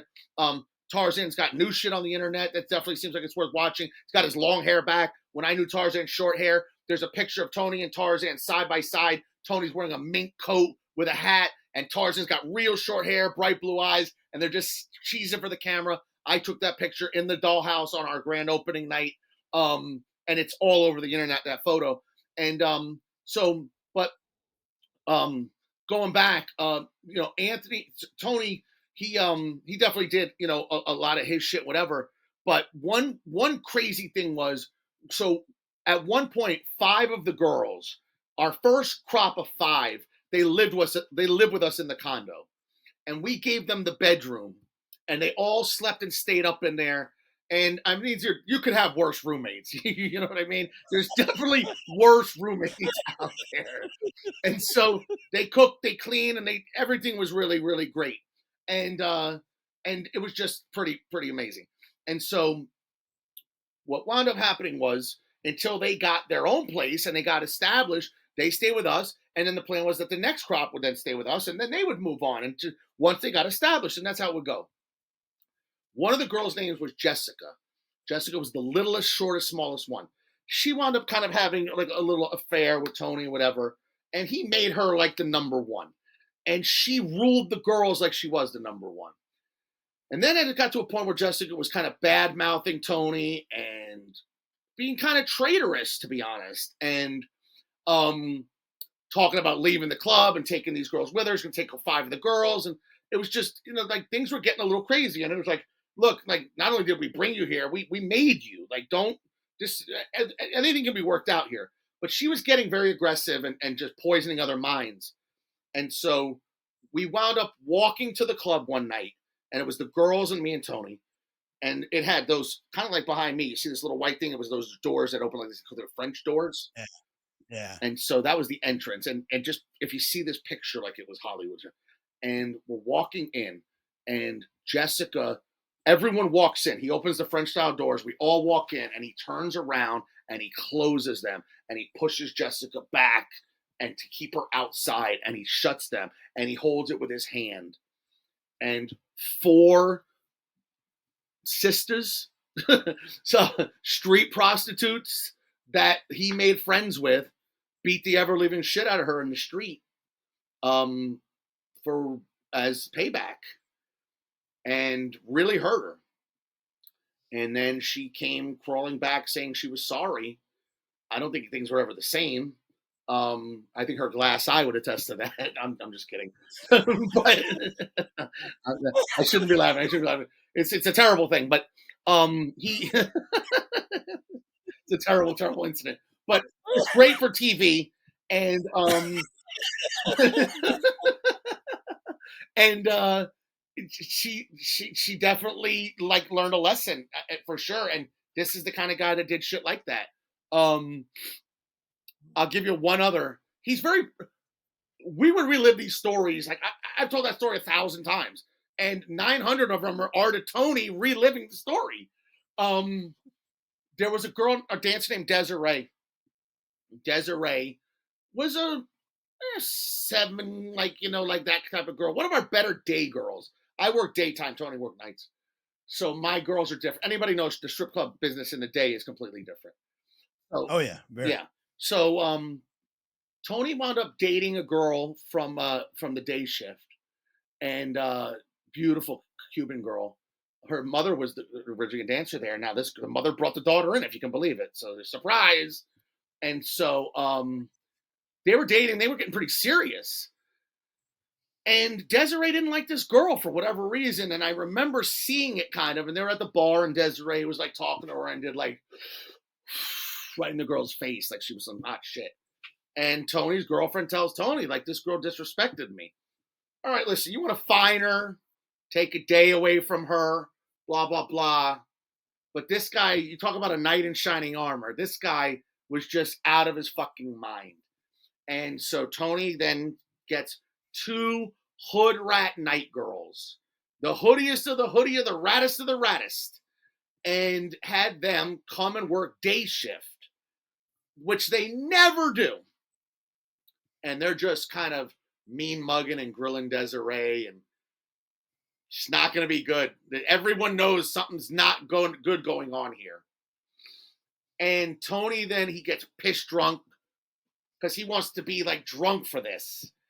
And he's like, Biscuits, call Desiree on the mic to come back to the dressing room. And I'm like, holy fuck, here we go. Yeah, Desiree to the back and Desiree to the back. And that was it. She goes into the locker room, and these two girls just whomp her ass. And for some reason, Tony decides like he's gonna get in, and he starts fucking stomping her, and like almost making sure the girlfriend sees it. Like I'm here to protect you, baby. I'm here to protect you, sweetie. You know what I mean? She blew smoke in her face. You know, come on, dude. And that was a crazy, crazy thing. Desiree wound up escaping out the back like she literally was running from fucking Leatherface. She was like naked and bloody and like running from Michael Myers. And it was daytime, and the cops wound up coming. They arrested everybody. Tony got off. I think the girls got off. Desiree was supposed to testify in court. She didn't. She wound up working at another club where some girls went up to her pretty much for like, it'd be a good idea you don't go to court today. You're already in a fucking halo. She was like on stage. Stay at stage. Like some people thought like she was wearing a halo because she was heavenly. No, she was wearing a halo because there was screws in it to just keep her doing shit. And again, it's not a good thing, everybody. I want to make it clear this is not a good thing, but they're just stories. And so that was the Desiree story. And what's crazy was Tony's brother David worked at Pink Pussycat, the sister club. Everybody knows Pink Pussycat. They had the big neon in Hialeah as well. And he was like, Desiree's here. And they hired her. And it's like, hired her? She's in a halo. You fucking girls that badly? The fuck's going on? And they put her on day shift. All right, well, yeah, that makes sense. That makes sense. She works Sundays on day shift. So yeah, this guy was, yeah, listen, I mean, some crazy shit. Tony was a wild dude, and I regret saying this. Maybe he's gonna watch this, maybe not. I don't know. He hasn't cut up more. Me and Tony stayed very, very close, and we actually had a fallout. A lot of it stemming to do with the future of this whole project. I did a lot for this gentleman. When he said jump, I said how high. I was his right hand, everything. A lot of my family didn't like him. He knew that. I always joke with him. He was like having a husband. It's like having an actual husband. I had a wife, and then when I got divorced, I had a living girlfriend, and it was like having somebody else that I had to answer to and do everything for. Now there was a lot of positives to that, and I made that choice. But if you're someone's right hand, sometimes you're really their right hand, and there's expectation in that. And part of maybe it comes across I'm a fairly intelligent guy.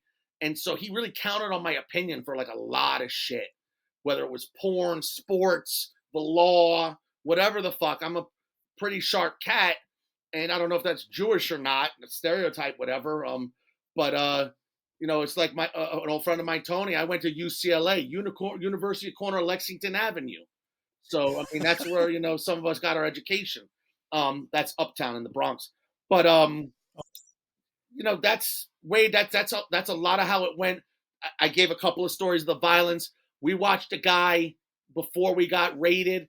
They got into a fist fight outside, and they tumbling around, and someone took out a box cutter. And when the one guy got up, he was literally sliced from head all the way down his leg, whatever, and all that. and just gut it open and whatever. And a lot of gunplay, a lot of gang activity, a lot of dope activity. We had a guy that was he hardly even worked there. We had him as a bouncer or a door guy. He was a dope boy, and we had a lot of dope boys that were friends with us and all that. And he got busted with like tons of dope at the fucking gas station nearby, picking up like fucking drinks for everybody. And when he got busted, he's like, "No, no, no, you don't understand. I'm a manager at Porky's. I mean, we got to figure something out here, guys." And it was like, "What, you out of your fucking mind?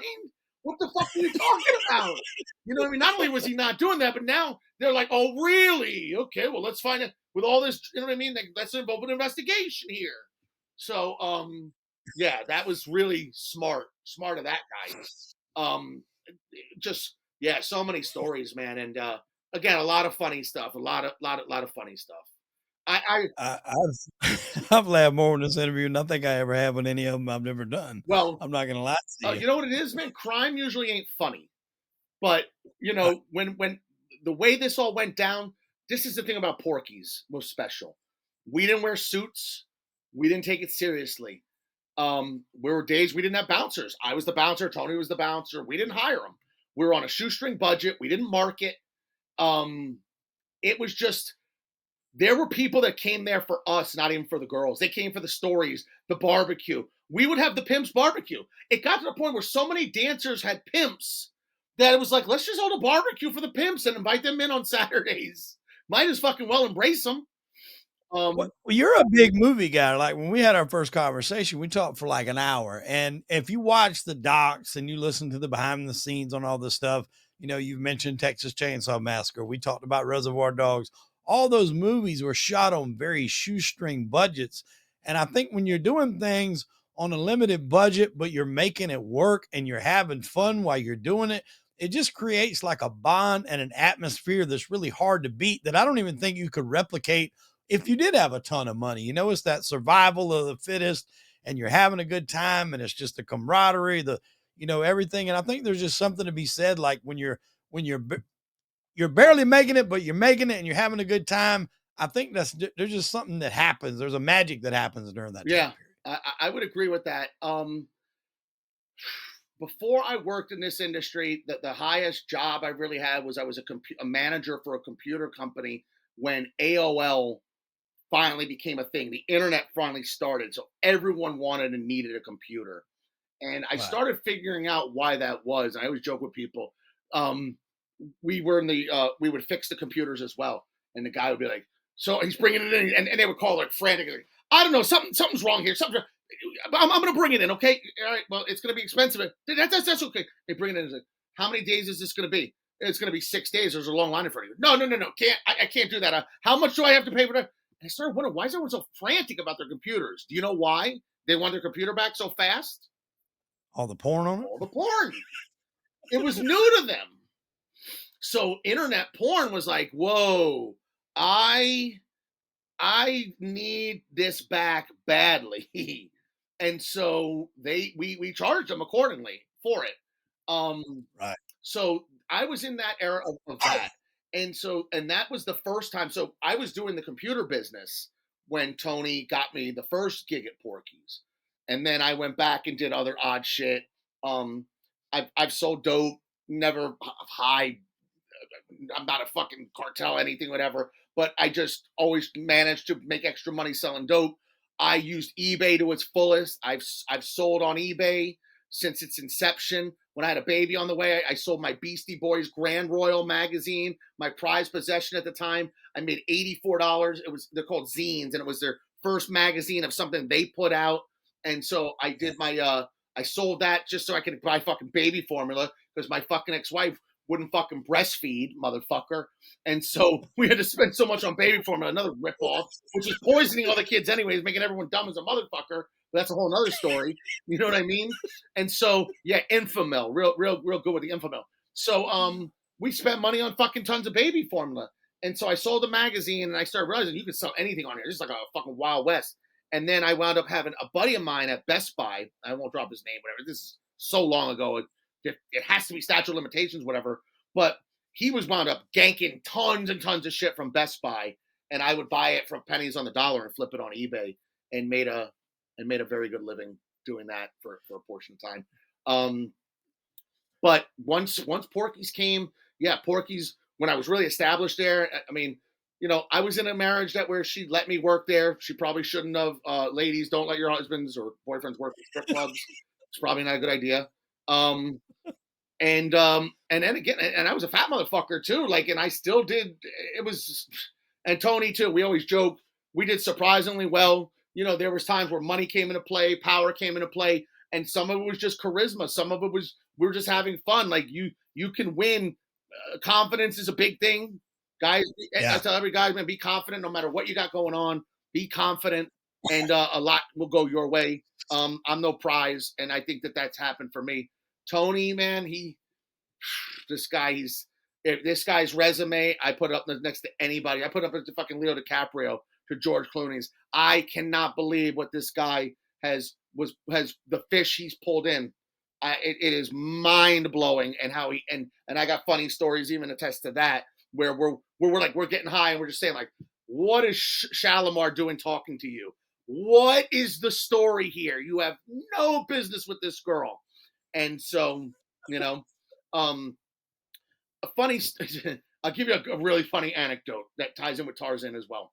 So we're at the Dollhouse, and there's a movie called Mask. I don't know if you've ever seen it, with the kid with the deformed face.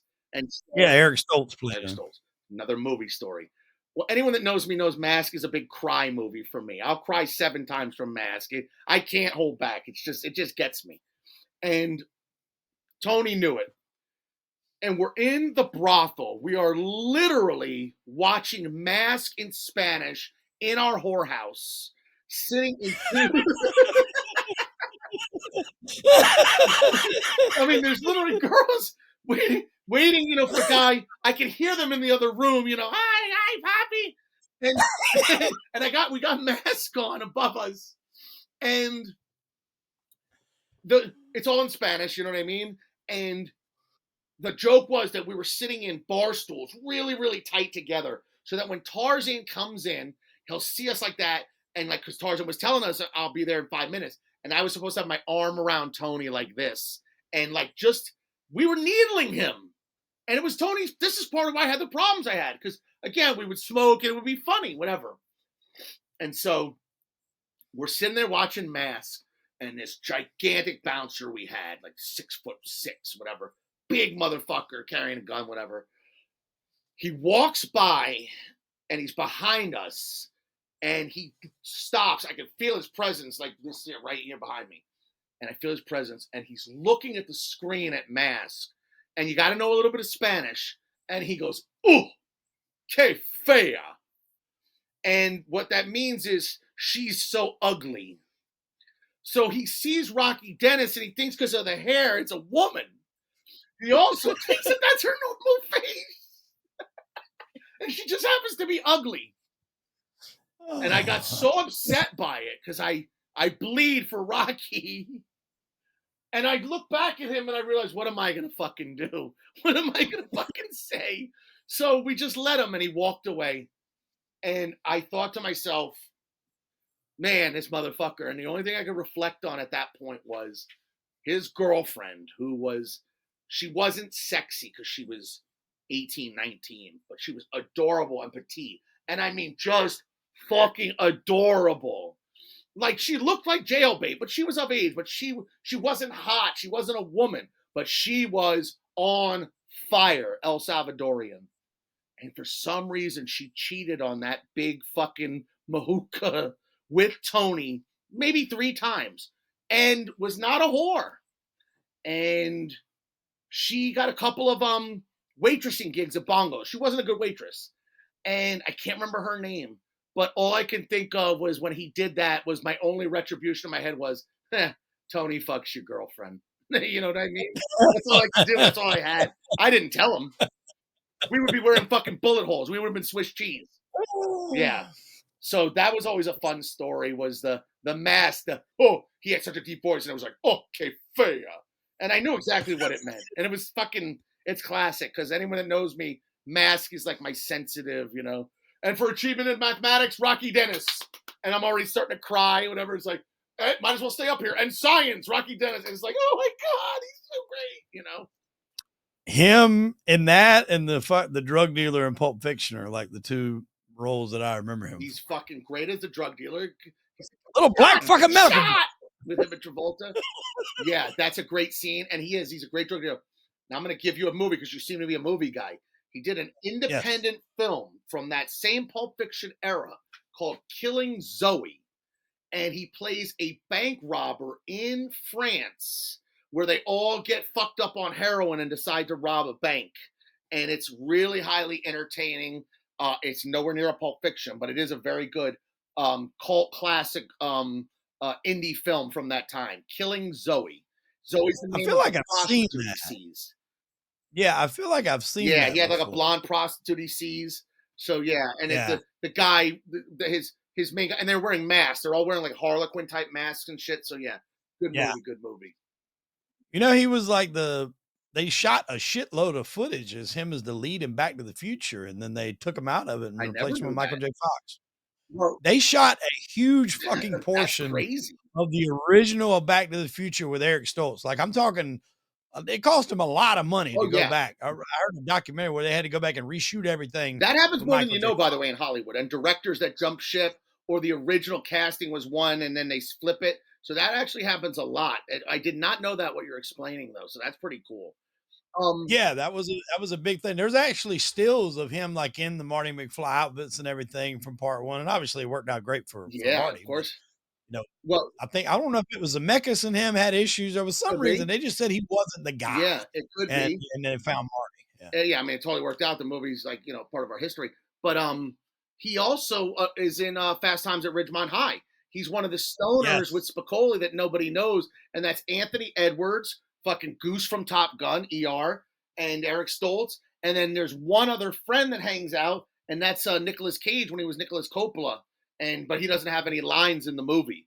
I'm a big Fast Times guy. I wear Spicoli fucking Vans pretty much every There day, you go. so I'd be homage to that. But um, yeah, listen, there's again, there's a chase.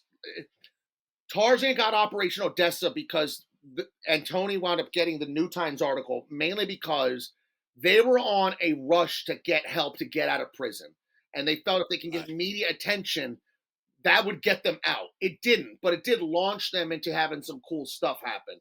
Operation Odessa got made, and Tiller Russell, who made it, he's become a star in a way.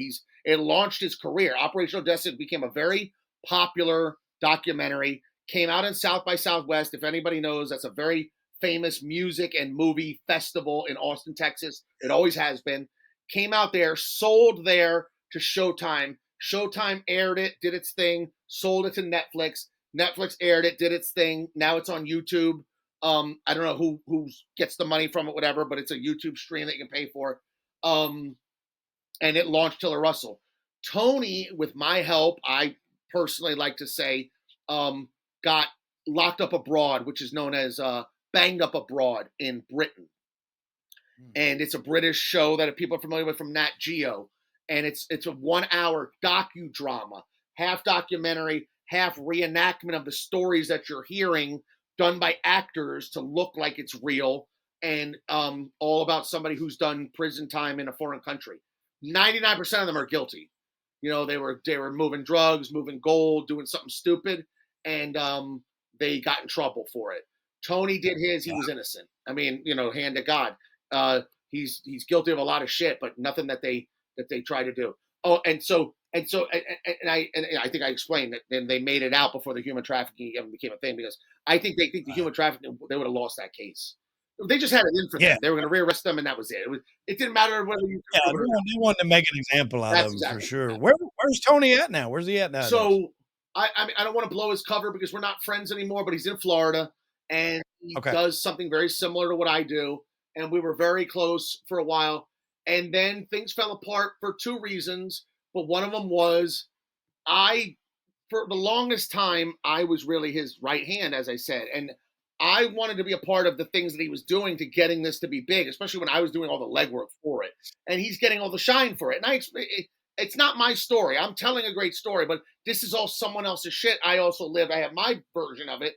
But, there was the two above me and then me. And So the movie never got made. A gentleman by the name of Aladdin, who was a producer in Hollywood of some sort, he optioned the rights from the New Times story, and he sat on it and never got it made. We were told that Adam McKay, who was part of like Old School, whatever, with Will Ferrell, that he was interested. 50 Cent had a group that showed interest. Sony Pictures had a woman that showed interest, and nothing ever came to be out of it. And it almost was like a race. I don't know. Tony probably talks to Tarzan now. They didn't talk too much. And I figured now that I'm not in Tony's life, I'm certain he does. They do talk probably more.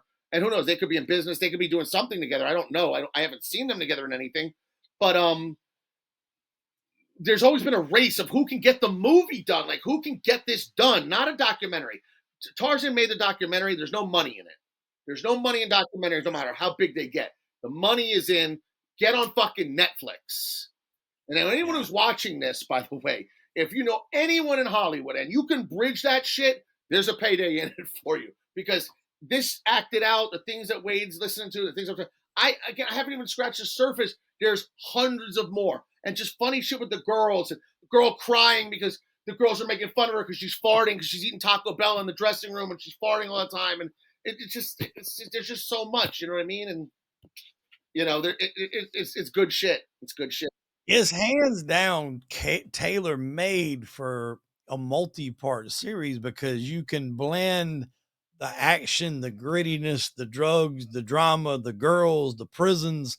Like there's so much stuff that I mean, it's very much like a Sopranos It S really is. style And show. And that's what they did very well was blend all that because if you rewatch Sopranos, I watch it all the time. I probably watch it at least once a year. And it's very funny. a There's lot a of lot of comedy. funny shit. Yes. Like I watch it now to this day, and I still like, and that show's been off there, what, 25 fucking years. Really that long. And I'll notice things that Tony says where he just completely butchers the name. And I guess he does it on purpose, but Right. like there was an episode where Carmela was going to Italy, right? And he gives her this wallet, it's full of cash, and he's like, here, I give you some money. He's like, and he points at the wallet, he's like, that's the real Louis Vuitton. And he's talking to I think Vito's wife after he gets killed for coming out of the closet or whatever. And he's like, uh, we can try to get him some school, and I'm sure everything that went on with his dad and all that entails. I mean, I was just butchers every word, and I'm like, I never picked up on That's that great. watching it years I ago. wonder if he did that on his own, if they wrote it almost like, No, that was the writing. yeah, They did that. almost to dumb him up a little bit, like Homer Simpson him or Peter Griffin him a little bit. By the way, they like doing that with lead male characters. It seems Yeah. like if you're a white male lead character, they want to make you stupid and everything. King of Queens, he was a dummy. According to Jim, he's a dummy. There's a weird thing there's a Hollywood thing they like to make them dumb. I could probably come up with more if I really thought about it. Yeah, but I mean, they're real subtle. Like if you don't pay attention, and I've watched that show so many times now, I just dissect it. Yeah. So I'm probably looking way too deep into it. But if you don't listen, you'll skim right over it because like he's talking. I think it's in season 6. He's talking to the agent that he kind of befriended, and he's like they're talking about the terrorists, and he's like, my kid's always talking about terrorism. He's like, I told him he was making a molehill out of it. It was the exact opposite, a mountain out of a molehill. Right. He did it the other way around. That's the small one. Like, what the heck? I never picked up on all the shit that he said that was just off. But I mean, this has a lot of parallels like that, like the funny, what's sad is the he crime, was and all that. really great actor. He was in Get Shorty. He's done a lot of stuff. Oh yeah, Did you ever see True Romance? yeah. He was the He's in hitman at True True Romance. Romance. We say, "Come here, baby," and he pulls it down. Stick it in me. Stick it in me. He was great in 8mm, like a Oh my real God, bad. yes, The Machine. Nobody's Yeah. seen that movie. That movie was tough to watch. It was. And this is a bizarre factoid about me. I was very young, so I was exposed to pornography at a very young age. This might explain how I wound up in this. So, funny anecdote, and going back to The Machine, because I knew what snuff films were at a way too young of an age, and I was always fascinated. Like, was this real? Like, this is really crazy. Like, this is nuts. So when my parents got divorced, I was 5 years old. I lived with my father from 5 to 8, pretty much unsupervised. And he had a stack of, like, for vacation. I got a stack of nudie books this tall. And he had his magazines under his bed. and he had no dust ruffle or anything that hid what was under his bed. It was just a free for all right there. I'm 5 years old, 6 years old. I'm only yay tall. I can see under the fucking bed. And I would leaf through his magazines. Again, I was very young, and he didn't have Playboy. He had Hustler and Penthouse and Cherry and We and High Society. And I mean, and it was like Swank. Swank. Swank. Swank. Here's the news, everybody. If you want magazines that have no articles, Swank is the magazine that has no articles. I looked and tried to read them. I was on a very high reading level. There was nothing to fucking read. Because I would leaf through these all the time. This became like my hobby. And he had so many. Swank. That's fucking great. I remember that one particular because I was a big Jenna Jameson fan. And she was in the Swank on the cover, so I bought it. Jenna Jameson, she's on the Mount Rushmore of porn. God bless her. Oh yeah, definitely. Absolutely. Yeah, very, very good stuff.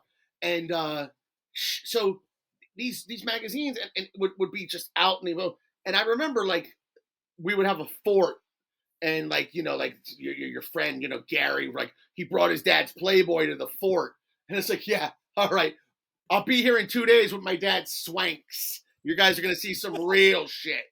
And so it was always, I just got exposed very early on, and all jokes aside, I would read them. I read the Penthouse letters. I remember reading like, so, my boyfriend, spread me open and it was the greatest splash of whatever. I read it all and I just became fascinated by it. So I don't know, like sex, it only made sense that I kind of wound up in that business in somehow, some way, because I feel like I just became sexually advanced or whatever, just knowing like all the right things. I don't know.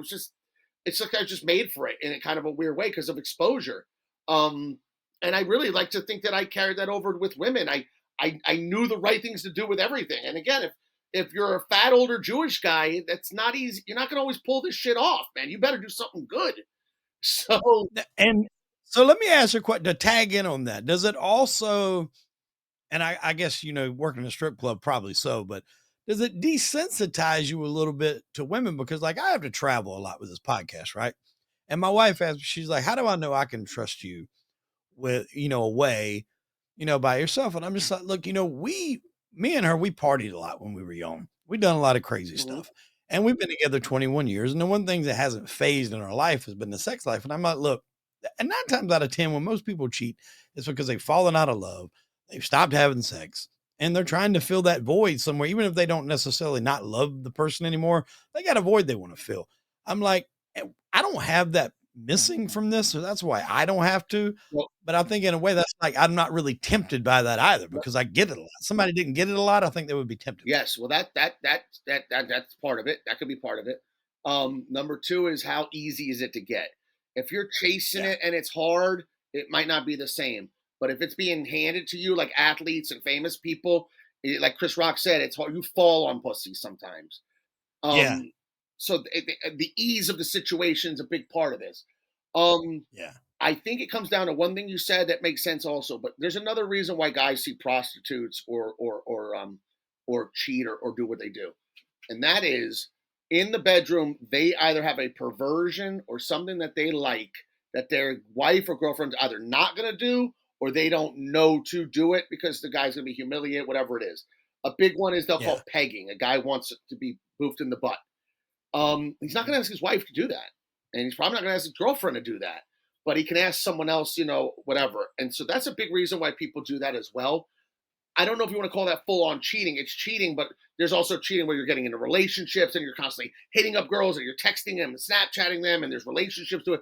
And then there's just seeing a prostitute getting banged in the butt and going home. So I think there's 2 different things to that. Cheating is cheating. But I think if you have a healthy sex life, and you're right, I don't know if the word desensitized comes into play. It depends on your sex drive and how much it controls you. When people talk about sexual addiction, I go back to the Tiger Woods case because he really did have a sexual addiction. He fucked everyone he could despite his marriage, and it didn't matter. 2somes, 3somes, 4somes, 10somes. He fucked the Playboy Playmate, the Penthouse Pet, and the fucking waitress at Waffle House. He didn't care. And that's literal. I'm not making that up. I read everything I could about this guy, his text messages and all that. This guy liked to fuck. And like you said, it was an ugly duckling thing. Maybe for all those years, he was just kind of the nerdy guy with the buggy eyes, and he played golf, and now he's what he is, and and he is living it up. But yeah, I mean, he did the Vegas thing, and everything he wanted, he got. But he had a sexual addiction. Like he couldn't stop. You know, I could say that maybe Yeah. Diddy and what he was doing is like sexually addicted. He's off the wall with what he was doing. He can't stop, and you want to sit and watch your girl get railed by 100 guys, and so like I mean, so there's just I think that's a big part of it. And if you're happy in your sex life with your wife and you don't need it or whatever, then why would you? Yeah. I think when you get money like that, like I've had conversations with people and we've talked about this Diddy situation. This is like you said, when regular women gets thrown at you so often, so easy, it just you have to keep upping the bar to get yourself satisfied. And I think that kind of comes into play with, especially with the Diddy and the shit that he's into. But like, so I guess like this, right? You've been in a strip club for a long time. You've been a DJ. You've probably seen a million pairs of tits. So if you see Yes, a pair of tits, it's not going to be like, definitely I mean, yeah, you're gonna look, if they're not desensitized to okay, she that. got some D's over there, okay, yeah. But it's not gonna be like a guy that's, A hundred that's percent. 38 years old. He's been in a relationship where all the wildest thing they've done is went to fucking TGI Fridays and had a few mimosas or some shit like Right. that, and they see a pair of tits, they go, "Oh my God, look at the I boobies." know. But if you've been to strip clubs all your life, nice tits, Yeah, whatever. it's funny they say that. I made a joke that I'm the only person I've ever met that used to tell the girls, "Put your shirt back on for fuck's sake. Put your outfit on," because they would walk around with their titties out and they wouldn't get tipped. Yeah, One thing I was very good at my job in teaching girls that didn't know what they were doing. A lot of these girls don't have a clue what right. they're doing. And I always, when I would get a new hire, I would say to her, I'd say, "Listen, because we got a lot of girls that weren't always that attractive. The ugliest girl don't make the least money. The hottest girl don't make the most money. It's not about that. It's about your hustle. It's about your sweetness. And you're here to make this guy feel like he's number one. It's not about the sex. Mhm. It's not about what you're willing to do, whatever. Those are possibilities to making money and all that. Um, Porkies, they fucked in Porkies. We had an underground VIP room. There's not always fucking in the champagne room. Some places you cannot do it. Some places you can try and get away with it, and you might. Then there's places that are openly operating that you can do this, but we don't know. I don't know what the fuck she's doing down this pitch black, but they did there, and so you know, I those girls. I tried to make a girl feel good, like you can do this. So many girls with the pimps. I was so surprised. I'll give you a funny story. Another funny story. A girl comes in. She was as skinny as this water bottle. Um, and she had never danced before. And I'm looking at her, and she looks like she's 12. She had ID. I mean, what more can I do? I would never have hired her, but I showed her to Tony. He's like, hire her. We don't have anyone that looks like her. I said, all right. And she's getting ready, and she's very timid. Like I knew she wasn't going to last. And I said, so we're going to put you on. Will you dance? You ready to dance for the first time? She said, yeah, yeah. And I said, all right, so what's your dancer name? And she looked at me, she had like the doughy eyes, and she looked at me right in the face and she says, I don't have one. I said, well, think of a name. You got to have a dancer name. We're not going to use your real name. And she's like, okay, how about Mittens? I said, Mittens? I said, that's the name of a kitty cat. That's a cat's name. And she's like, I don't know. And I said, let's just go with Mittens. You know what? Mittens it is. I want to put you on stage as Mittens. And she worked for one day and never came back. You're like the Jim Ross of porn or a strip He club. just slammed him straight to hell. You gotta get them in there. You gotta get them the right gimmick. You gotta teach them the ropes. They gotta earn their way, pay their dues, and then they can be a star. It's right. Right now you're Brutus Beefcake, but one day you could be Hulk Hogan if you get this right. Um, He always said there was two problems in the wrestling business. It was either cash or creative, and that's just like in the strip club business. I happen to love the wrestling business, so it's funny you say that. I think I could have done very well in that, writing it, whatever. And I grew up on AWA, NWA, and WWF, so I was a huge wrestling fan then. Not as much now, but Why? yeah. Yeah. Listen, it very Oh, Dusty Rhodes, Oh man, my growing up god. and hearing his shit. And by the way, a very fascinating industry where guys really put in their dues. I mean, tip your hat to these motherfucking guys. These guys will go and like I read Mick Foley's book, and he'll drive 7 hours to make fucking $30 and get the shit beat out of Yeah. him to do it. And it was just like, oh my god, you're a warrior. I mean, you're a warrior.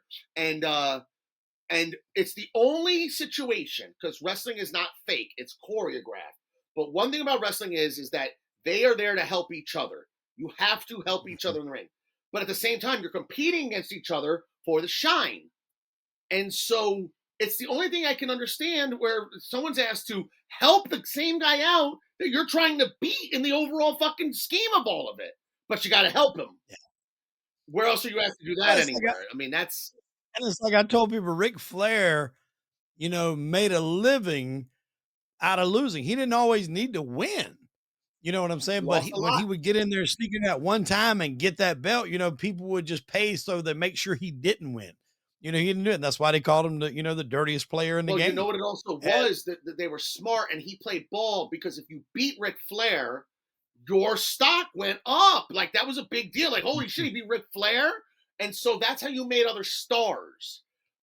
and then you went to the next territory back when everything wasn't fucking on television. You could work every circuit in Florida because nobody knew what was going on. You have the same match, and by the time you finish that circuit, I mean, you got that thing down, but it's like magic in the And ring. Florida was a big hotbed, specifically for NWA wrestling. So that goes back to when Yeah. I'm Gordon Soley from the Omni in Atlanta.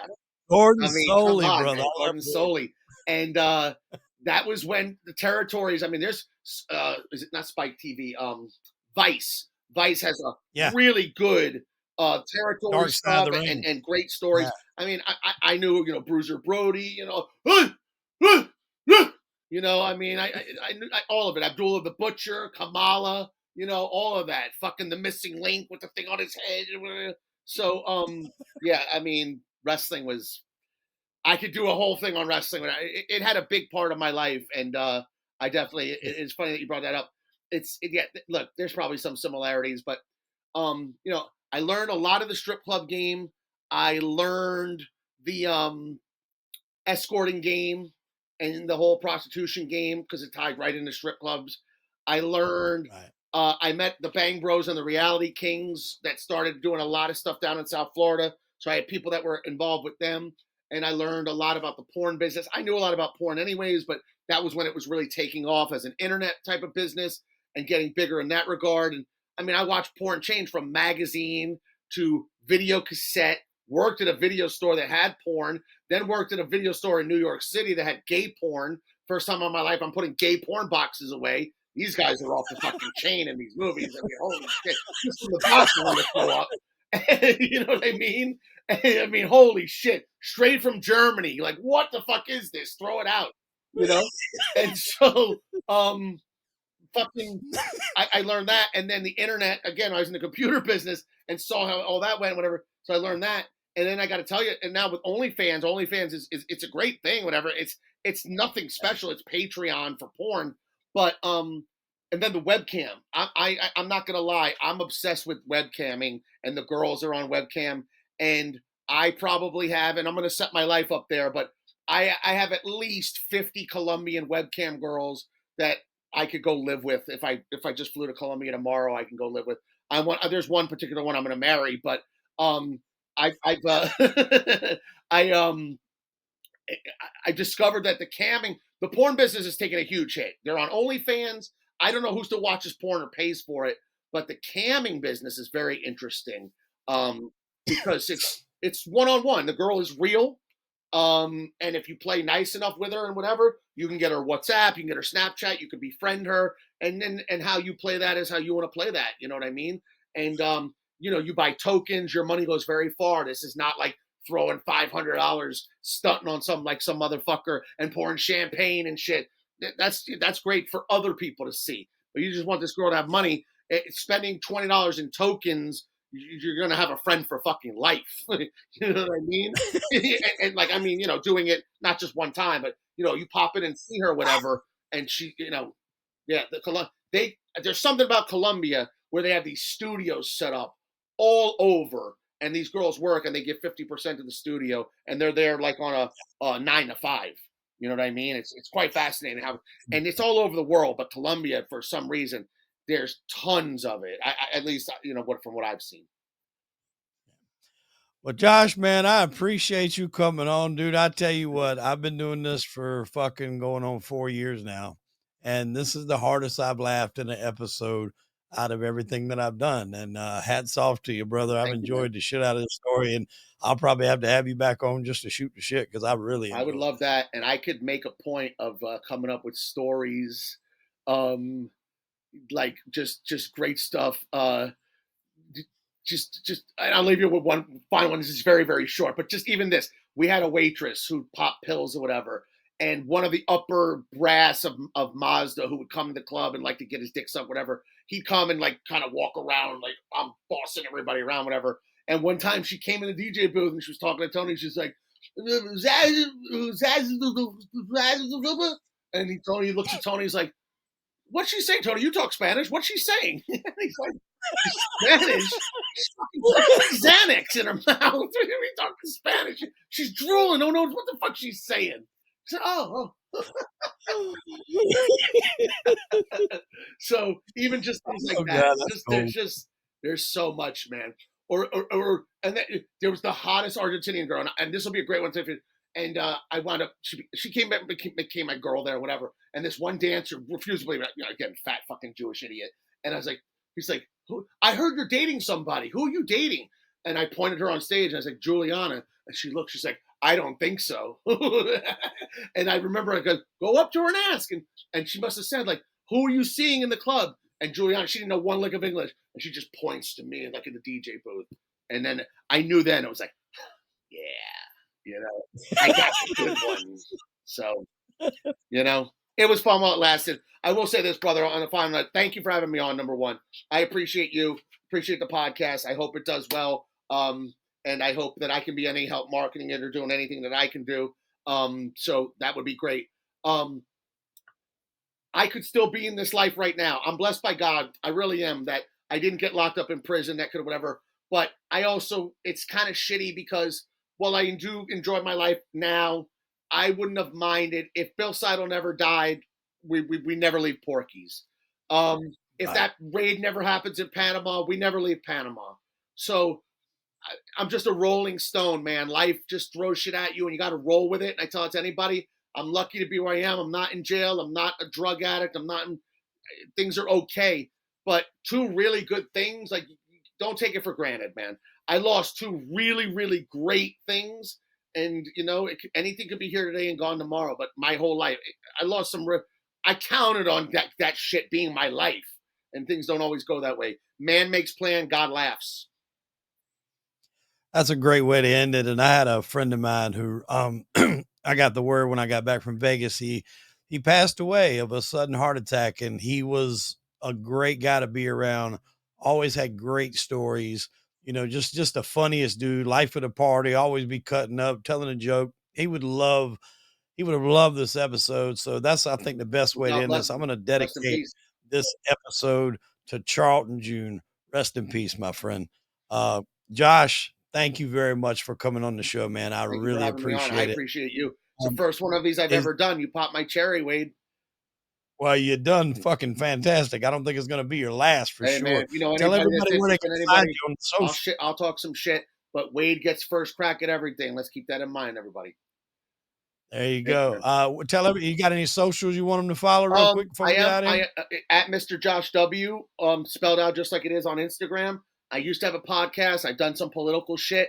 They didn't like the things I was saying, so they banned me very fast. I'm thinking of starting another podcast called The People I Like. And I'm a really good interviewer. You'd be surprised. I've interviewed probably 10 celebrities. I used to write for a magazine.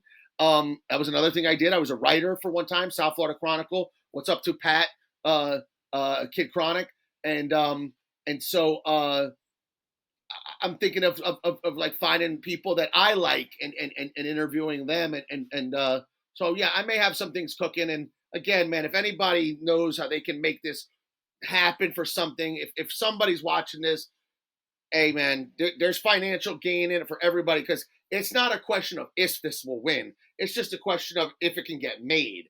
I can Right. guarantee you it's gonna fucking win. And like Wade said, it's got everything. It's got everything. All the basics. So, brother, again, like I said, I appreciate you Thank you. coming on. Ladies and gentlemen, that'll do it for this episode of Crime and Entertainment. Mr. Josh, we appreciate it, my friend. Thank you, brother.